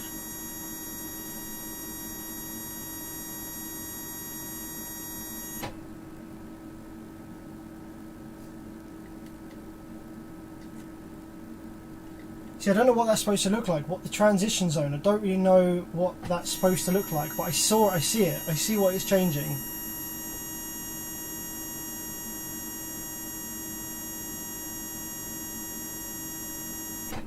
Oh well, okay, I've made it look like a nice, sort of, more nicer square. So I guess that's right, don't really know. But the good news is that the amplifier is reliably turning on and switching. In terms of heat, the output MOSFETs aren't really getting that hot by the looks of it, I don't think. Just something on the driver card, I think, which is normal. So I think we might have a successful repair on our hands. But we need to, I think I'm going to reassess. Should I check for audio? I don't know if it's check for audio or to reassemble it, get the MOSFETs connected to the heat sinks at least. That will be probably another stream. I'm quite excited, I'm quite happy. I don't want to do lots of reassembling on the stream, I think that's kind of boring. Unless, I don't know, what would you guys like to see? Would you guys like to see like the kind of reassembly process of the heat sinks and this output section, getting it put back together? Would you like to see that? Or would you like to see this put to one side, and would you like to wait for the full video that I make on this amplifier, where I will show it reassembled, producing audio and stuff like that, and I can move on to something else, or I can, actually I might end the stream, it's like 10 PM. I've been streaming for a couple of hours. No, it doesn't tell me how long I've been streaming for because I keep stopping starting, but I've been streaming for a while. So I could either do some reassembly on this, or I could put this to one side, look at another amplifier. I've got like a DC Audio 5K, I've got this Ground Zero SQ thing I can look at, I've got this Audison that's going to be a bloody nightmare. I've got this Audison with really weird faults that I'm not too sure how to approach. I've got a few bits and pieces I can look at.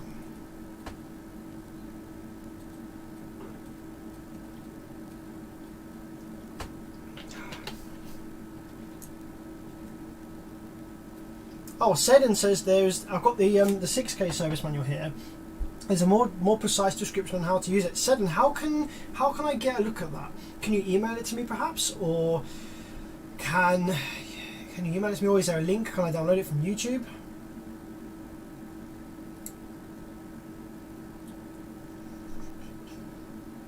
Davo says he wants me to assemble this. Josh says another amp would be cool. Yeah, I'm down for whatever really.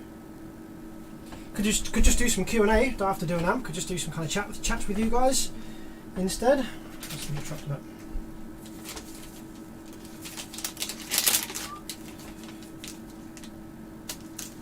I got a link, but YouTube don't allow links in chat. So what to do, Seddon, is to type.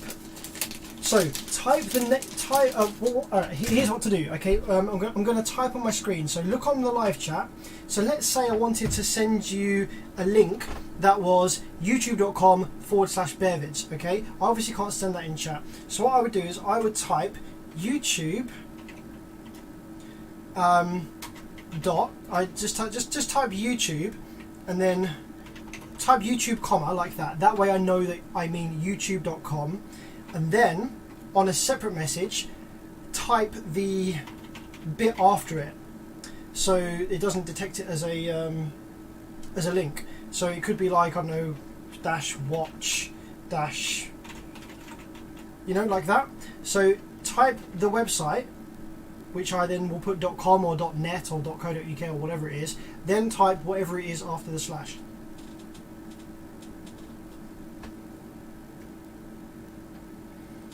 So we've got 2 votes for assemble, 1 vote for a new amp. I'm going to make a little poll.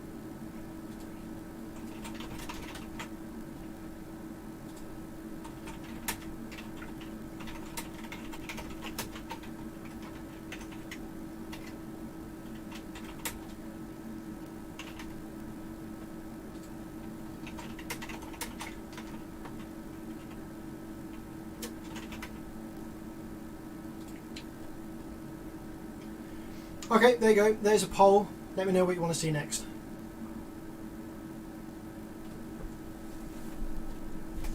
What's base 64 format? feel like that's some kind of coding joke.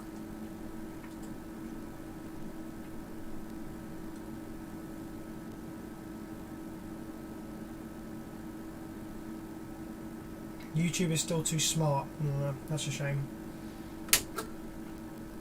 Seven, do you have my my BearVids Facebook page? Just go to facebook.com/BearVids, send me a message with the link, and I'll pick it up from there, if that's alright.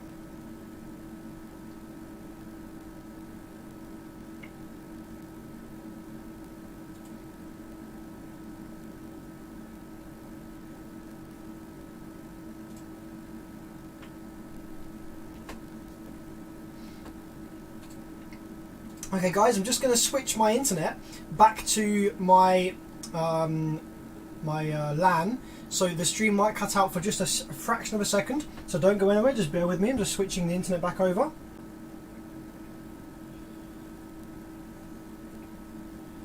Okay, we should be back up and running. Yeah, so if you can, send the link to me on my BearVids Facebook page, I'll be able to pick it up from there.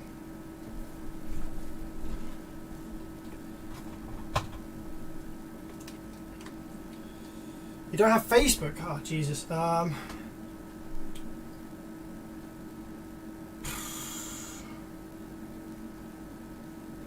don't know then. Email? Yeah, okay. Send it by email. Send it to this email address. I'll type it here.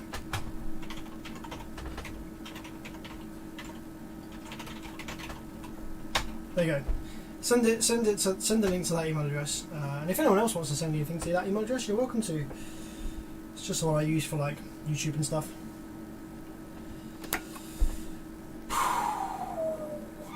I'm quite excited that we saw Class D switching, and the FETs aren't getting crazy hot. The idle current is quite low; it's like 10 amps. That's kind of what we're supposed to be seeing. It's quite exciting. I'm quite excited about that. We'll have to see how it goes. Make him a mod. Could do that. A bit dangerous, but I could do that. I could make him a mod temporarily. That's actually not a bad idea. Good shout, Product Electronics. Any experience with cheap, high input voltage amplifier boards? I'm planning to build a boombox. I have narrowed it down to the cheap amplifier board, or sound digital or triamps amplifiers. Like the high voltage ones, like the ones that you need to give 200 volts to, do you mean? Thank you so much for your advice, Sam. Hey man, thanks very much, Hamilton, for the $2. Really appreciate that. Thanks, man. I really yeah, that's really awesome. Thanks for supporting the stream.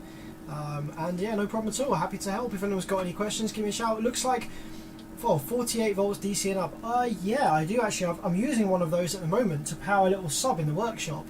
It's one of those just eBay like random boards. Yeah, I'm using one of those in the workshop to power a little sub, and yeah, it works okay.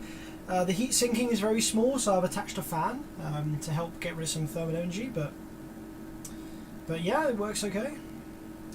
I would, if you're building a boombox, you might be better to go with. Well, probably if you're building a boombox, then you're going to want some batteries. So if you're using batteries, you'll want to in order to get that much rail voltage, you're going to want to series so many batteries together. So I would actually stick with a 12 volt amplifier, like one of the micro amplifiers from Taramps or Stetson or something like that. So I'm just one of the really tiny little amps, and then then you haven't got to series so many batteries together to get you 12 volts. Thanks Neil for the kind words. The Alpine is still working, so I have no clue. It fixed itself. Maybe it was the 12 after all. That's really strange. Yeah, very interesting. Maybe it was that after all.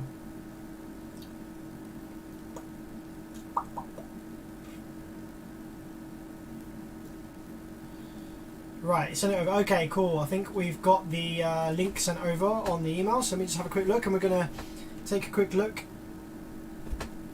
through this schematic.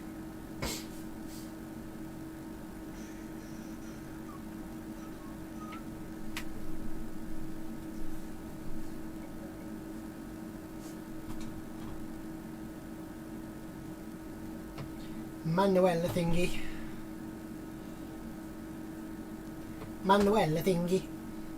Okay, here we go. Theory. Oh, awesome. This is the 6000. So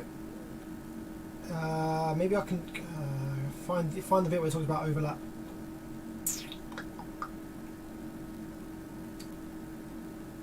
Stand by and sleep.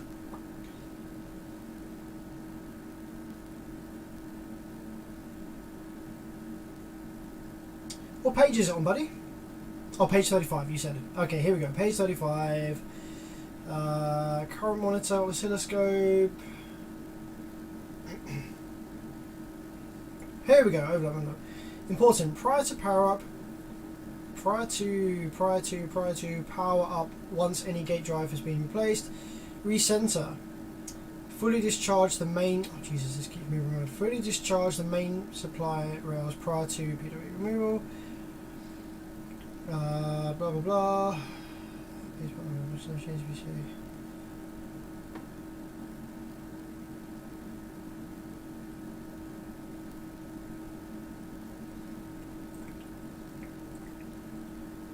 Okay, attach a 10 times probe to respective channel on the bus bar. Yep, that's what we did. Orienting the probe vertical, not leaning against the gate drive PWA. Power up from a cold start and adjust associated overlap apart from center. Adjust the scope time base to 50. Yeah, that's what we did. And tune scope offset and position until the rising upturned corner of the waveform is in center view. While viewing the active wave on the scope, adjust the channel pot, watching this corner change from a more rounding feature to just starting to square off some. Stop turning there so the wave is more like the photo, having a slight round corner, not too square. The fans may come on, which is okay, but since the unit is open, thus heating is more rapid, it is recommended that this adjustment is done within 2 minutes. Okay, that's much better. That's much better. Okay, cool. What I might do is I might back off a tiny bit. So I don't know if I made them super square or not. I might just back off like a teeny tiny bit on each one. I don't think I made them that square, but I'm just going to back off a teeny tiny bit. I'm going to drop a little blob of glue on there so that they don't move around. There's a picture below. Oh, awesome, there's a picture below. Okay, cool. What was I looking at? There we go. Right, okay. Yeah. That's a much better service manual than the than this one. But cool. I think that's pretty much how I set it. But I can always double check that once it's reassembled, because I don't need to have it disassembled to check that, do I? So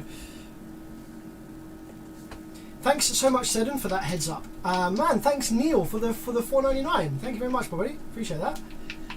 Okay, let's have a look at the poll. Most people are saying new amp, DC 5K, etc. 70% are saying new amp. Okay, of course. So yeah, I'm just going to drop a little bit of glue ruby on these to stop them moving. Oh, actually, maybe I shouldn't do that yet. I'm not going to do that yet. I'm going to reassemble it, and then I'm going to readjust that and get it looking exactly as it was in the picture.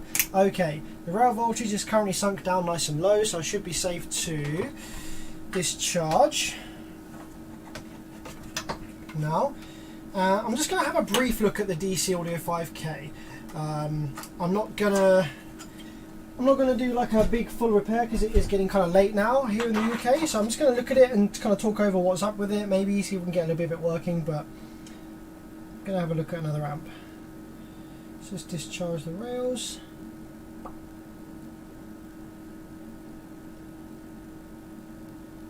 Okay, there we go. Rails are discharged. So I'm now safe to remove my probes.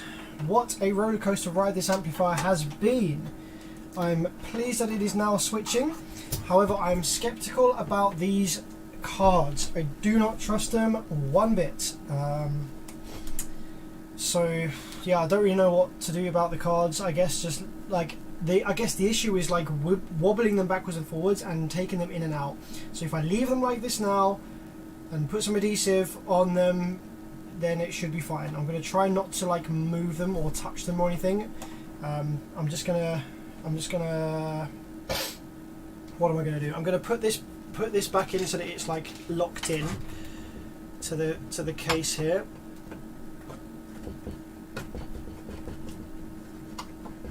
And that will allow me to put this down on the floor without it falling out. Okay, let's remove the rail thing just for a second there, just so it's nice and safe. Okay, cool. Remove the power wires.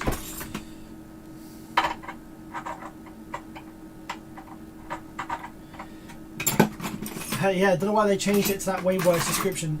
I imagine the reason that they changed it, or they didn't decide to make it as detailed, is I suspect that they thought whoever's going to be working on this amplifier may have probably worked on Crown ITEX before, although maybe not, because people that work on car amps aren't necessarily the same people that work on mains amps. So I would have thought that the more in-depth description would have been on the car amp, but maybe when they were making the car amp, that's not like their main focus. Like, they're probably most passionate about making PA amplifiers and stuff.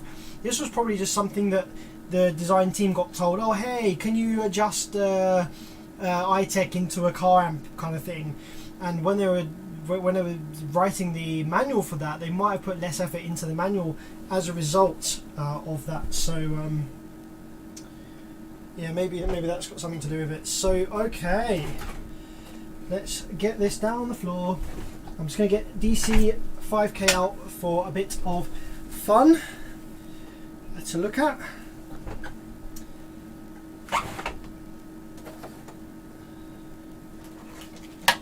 This is a pretty heavy girl. I need to make some space for it.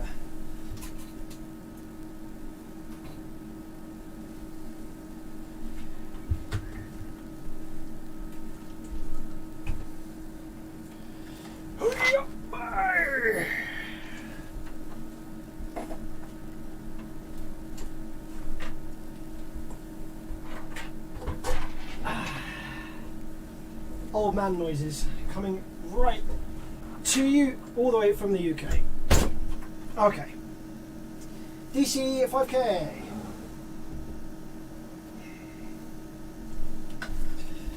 Oh, I feel like I've got tons of space on my bench now. You know what I mean? Alright then.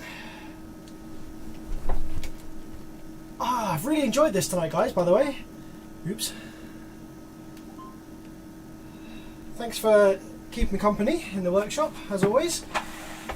Alright, let's just emailed you a photo of your stream with a fan from your homeland, Bearded Gaming. Alright, wicked, let's have a look.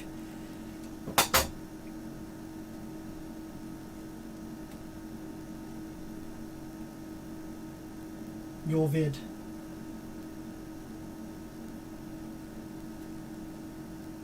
Hey, my boy! Look at that cute guy. Jesus, he chunky. He eating good.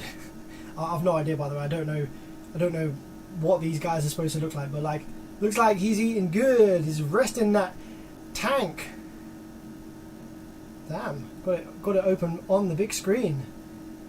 You're like me with your tabs, man. You're absolutely rinsing the tabs. I'm the same. I have like a gazillion tabs open at any given time. That's pretty cool. Alright, let's get the DC 5K open. Let's have a quick peek inside here, see what we got going on. This is more my kind of thing. This is more what I'm used to dealing with, guys.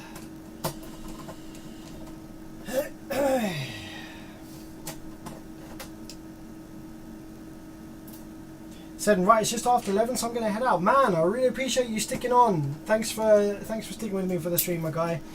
Yeah, it's getting kind of late here as well. I'm just going to take a quick look at this one.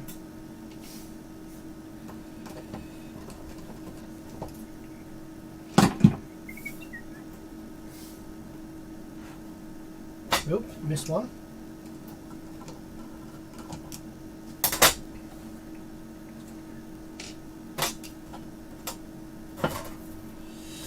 Okay, what have we got going on in here then? So, your classic Korean board here. So, this amp has blown in the past. We can see evidence of like soot from the power supply MOSFETs blowing before. However, looks like this was from a previous event because all of the gate resistors and all the areas around the MOSFETs are fresh with fresh solder. They're not cut, like the parts aren't newly covered in soot. There's just kind of like some residual soot from where it's blown before. I like to see multiple smaller transformers. This is a pretty beefy amplifier. This is actually better than having like less numbers of larger transformers. Output section then, we've got a quad RS 21844S drive board, and which means that we have a quad amplifier. So there's actually 4 amps on this board, and we have 4 MOSFETs per amp, and they're all parallel together after the inductors. So I don't think the power supply is burned. Nope, you can see there on the multimeter cam, it's charging the power supply filter caps. So let's have a look at the output section. That one seems okay, that bank. Can't really get my probes in here. Okay, that one appears to be reading not shorted. That one's alright. Let's have a look over this side. Can't remember what the customer said the issue was with this one. Okay, nothing shorted over that side. Okay, so not seeming to have any dead output FETs either. Let's have a look at the preamp stuff over here. Kind of looks visually okay, so let's plug some power wires in. See why this is here.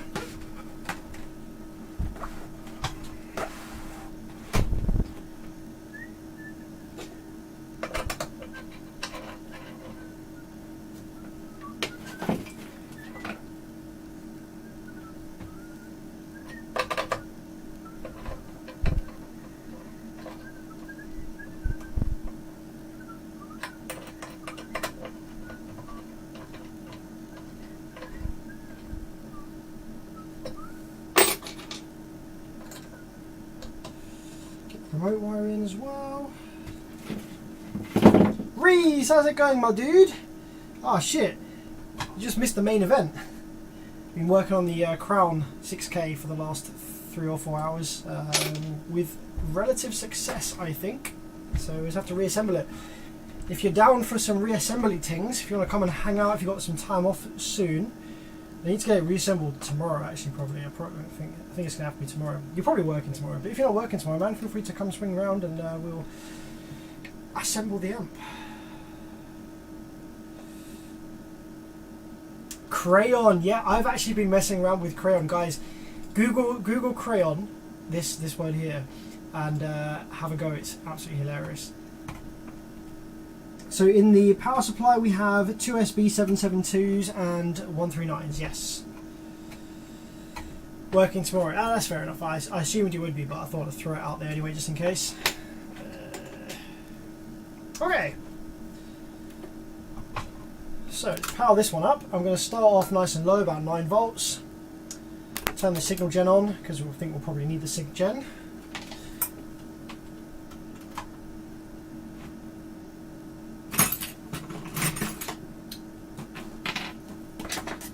Turn the gain down a touch. Gain's on minimum, that's fine. Subsonic should be off. Low pass filter, it's fine. Phase, yeah, it's cool. Okay, it's powered up. I'm going to put the safety specs on anyway, just because everything seems to be exploding recently. So safety specs, 9.7 volts. Probe low side drain. Let's find our low side first. So just pulse the remote a little bit. So there's our high side. Let's turn channels 2 and 3 off on the scope, so we're just left with channel 1. That's our high side, so our low side is going to be in the middle. And actually it's going to be on this inductor, so if I just probe the input to this inductor, I'll get low side. Let's come out from 500 nanoseconds down to 10 microseconds. 20 volts divide.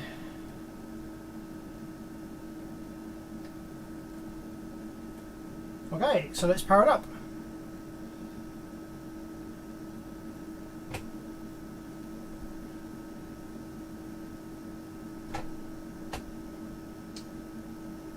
Okay, it was drawing a bunch of current and it wasn't like leveling off, which is unusual, so I'm just going to go ahead and try it again, turn the current up a little bit, see if that improves.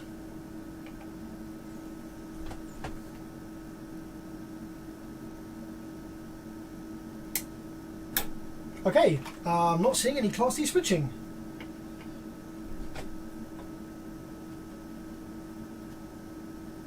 Nope.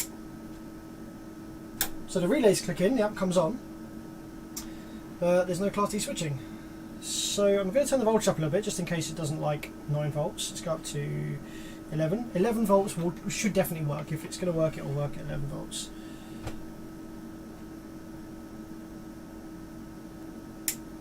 Okay. Could be potentially a nice easy fix. Where we've got no Class D switching, that's usually either a supply voltage is missing on the output section. So it could be, yeah, like could be the plus minus 5 volts, one of those is missing, plus minus 15 volts, one of those is missing. It could also be a fault on the driver card that is keeping the IRS21844S chips in shutdown mode. That would also cause this. It could also be a bad muting transistor, which is in the center of the board here. So when you've got an amplifier that has no Class D switching like this, you want to start working your way through the drive circuit.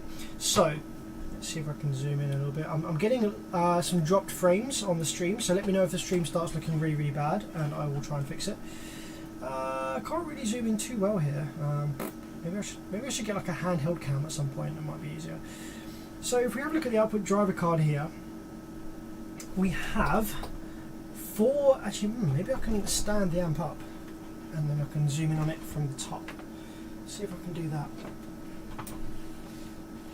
Let's remove the RCA. Don't need that in just now. That's going to get crushed otherwise. Okay.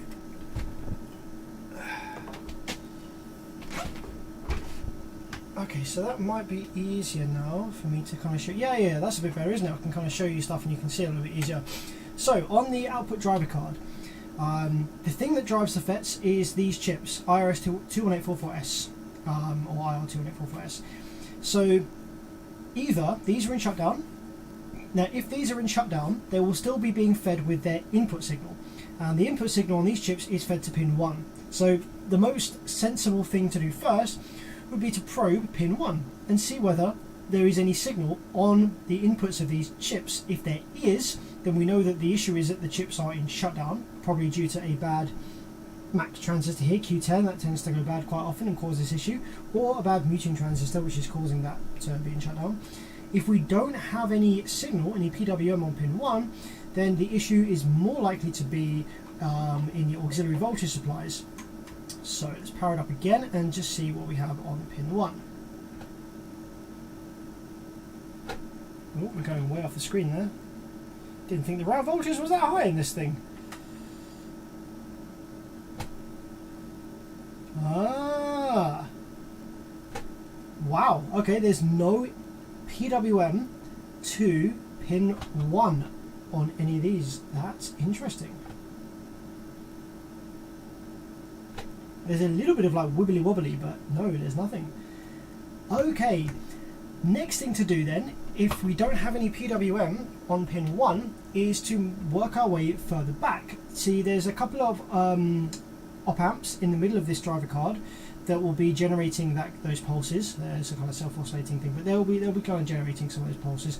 So if they're generating some of those pulses, there will be a main kind of common output of that PWM, and that usually sits on this pin here. There's like a kind of unused pin in the center set of pins. So if we get PWM there, but not at the chips, then it's these 2A, 1A transistors that split it up, the problem. If we don't get it there, then it's going to be a supply voltage issue. Ah, okay, looks like we do get it there. I'm going to zoom in on the scope. Right, we have our PWM there.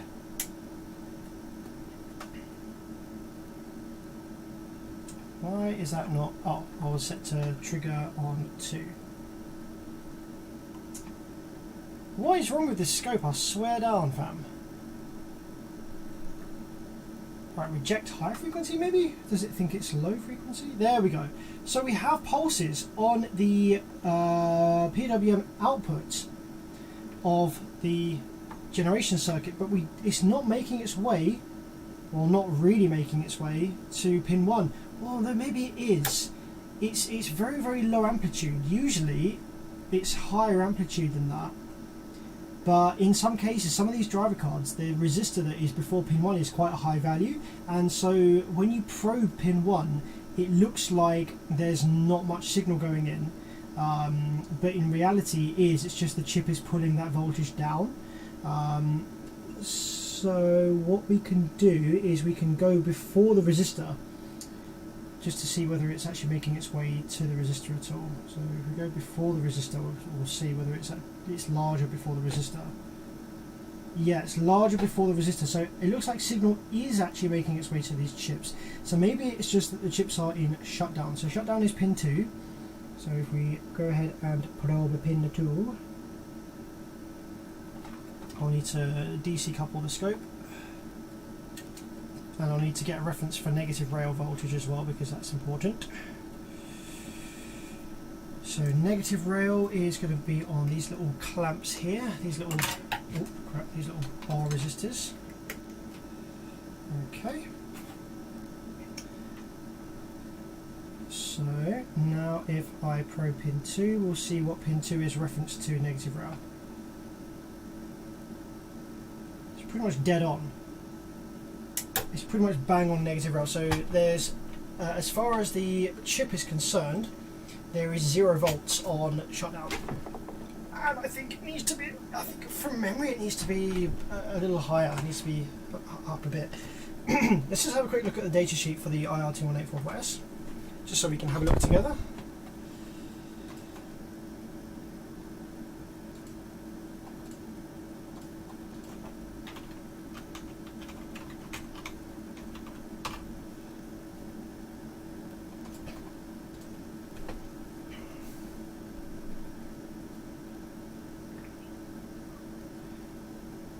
Getting people telling me that the stream is dying. The lag is bad. Sorry guys. Not sure why. I'm getting good kbp.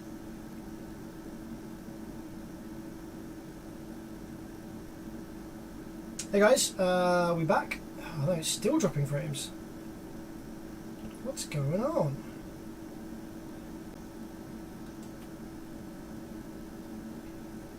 Okay, I think we're back. I'm not sure what's going on, but hopefully that will be stable now. Okay, so yeah, eBerg amplifier repair says low is shut down. So I just want to see what the threshold is. So yeah, the chips are in shutdown. So it's either a bad, the transistor on the board, I can't remember what the exact model is, but it's labelled MAX, M-A-X. It's either one of those is bad, or the muting transistor in the middle of the board is bad. So let's have a look and see if we can find whether either of those are the problem. It shouldn't take too long. I'm hoping we won't have to do any MOSFET work on this. Should just be nice, easy, simple shutdown circuit or muting circuit repair. Okay, so let's take a multimeter. I'm going to empty the rail caps from the board and this one real quick, if I can figure out where they are. So that's low, negative rail and positive rail, nice and close to each other. That's handy. Okay, empty. So multimeter, let's check continuity on the muting transistor, which is in the center of the board here.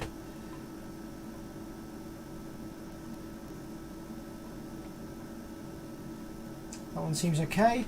Let's check this little Q10. Not shorted, but it could still be bad. Okay, the first thing I'm going to try is I'm going to try changing that little transistor on the board, which is responsible for setting the chips all into shutdown, as that, from my experience, is the most common thing that goes on these.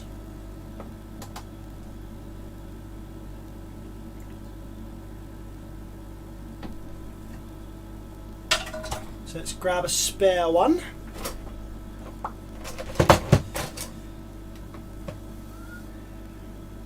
That one will do. You see what happened to this one at one point in its life.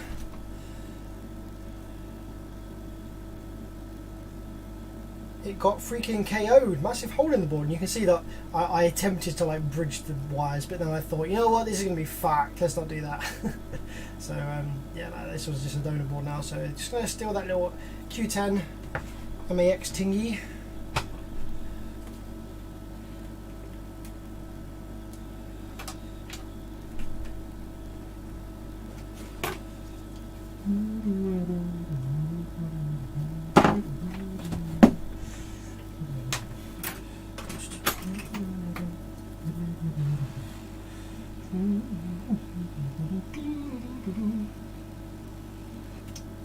That one off. That's to get the one off of the amp.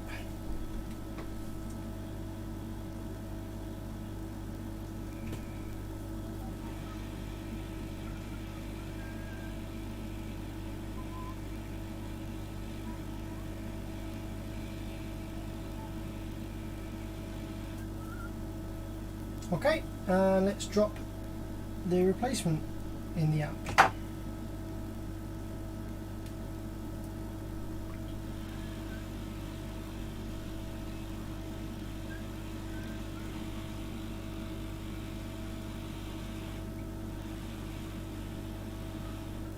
Okay.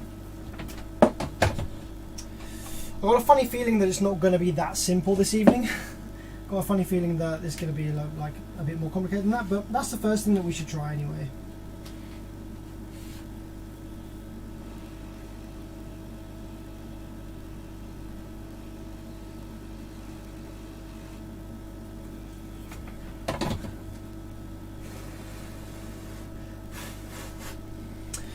Okay. Let's wait for that to cool down a minute. Spray some isopropyl alcohol, I think, and give it a little brush. Just get it cleaned off.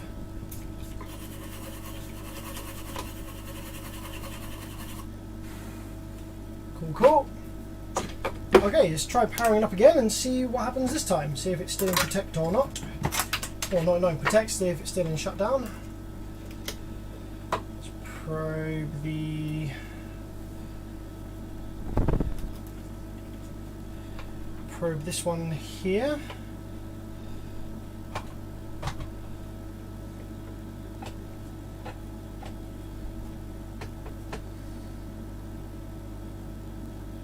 Okay, so it's still in, the chips are still in shutdown, so it's not that. So it could be the muting transistor in the middle of the board, could be bad. Or one of the IRS chips could actually be bad.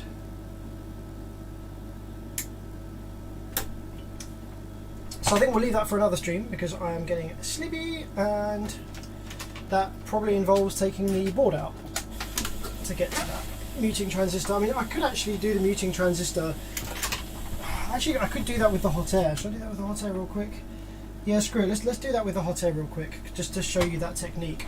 So you can actually remove through-hole components in the same way that you would surface mount components using hot air. It prevents you having to get to the bottom of the PCB, provided you are good with your hot air gun and you don't burn the board and other things. It is entirely fine and possible to do this. So we're just going to drop some flux onto, where's the flux gone?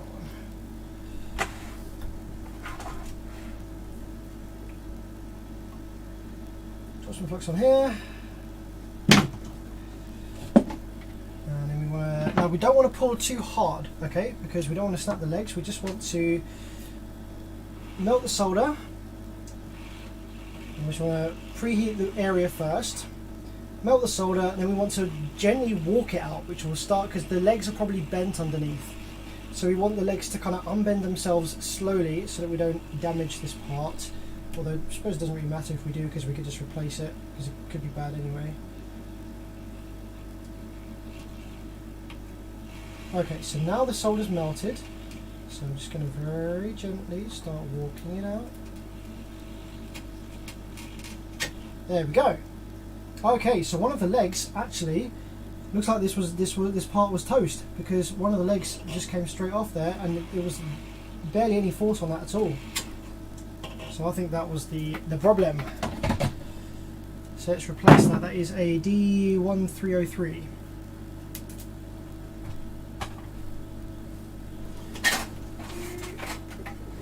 Do I have any spares of those?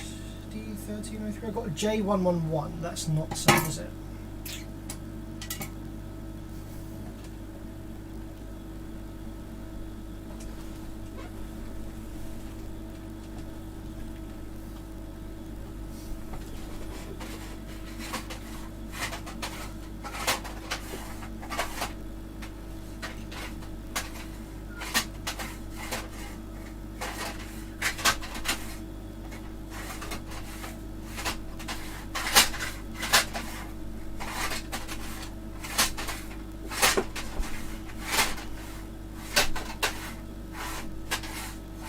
I don't think I have any of those at the moment.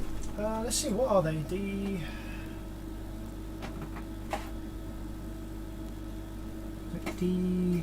I think it was.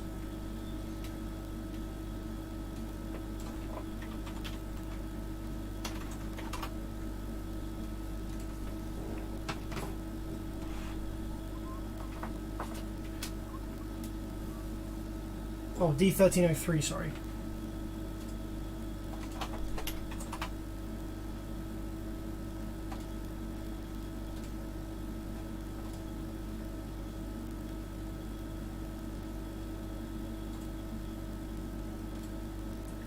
MPN transistor.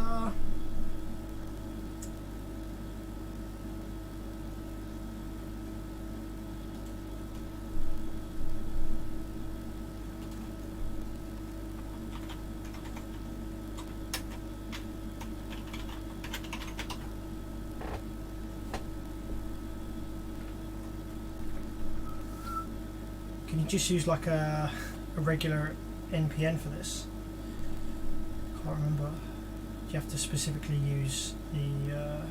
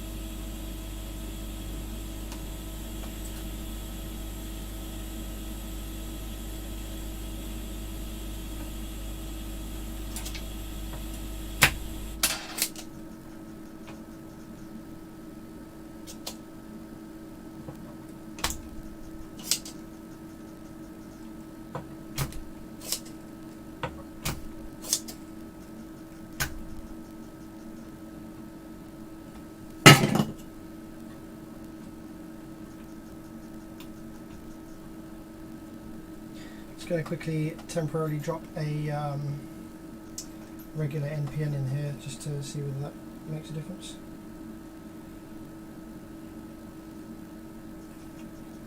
So I don't think I have any 1303s left, by the looks of it.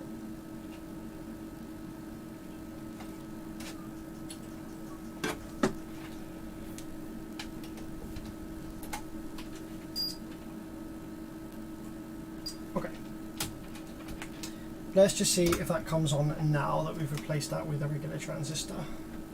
If it does, then I'm still going to order a new muting transistor because I don't know if these regular NPNs are like any good in that location, but let's probe the output section now, see what it does.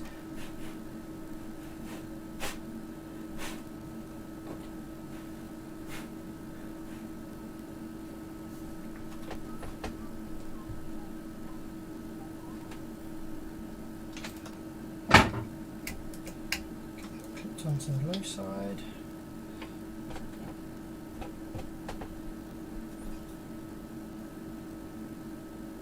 Huh, still nothing.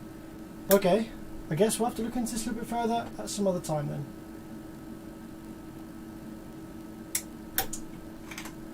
So So maybe that muting transistor wasn't the issue, maybe it was just extremely weak and I pulled the leg off. Oh well. Alright guys, thank you so much for sticking with me for the stream. It's been a really good one. I'm feeling quite positive about the Crown A6000 GTI, so that's really cool. Yeah, I'll be releasing a video on that amplifier, the Crown, once I've made it. I want to talk through it, I want to talk through how it works, its weaknesses and stuff. Now I understand it a bit better. So hope. Oh, thanks to Alfredo for the 5. Running the beverage live stream in the background while working. Thanks for making my day go so quickly. Man, I appreciate it, man. No worries. Thanks for making my evening go so quickly, you guys. Careful, most of the 2SD components have their collector base legs swapped. That is actually very true. 1, 2, 3, emitter collector base. So I might have to swap it round. You're right. You're right. ECB on that one, whereas the BD139 is. So in a minute.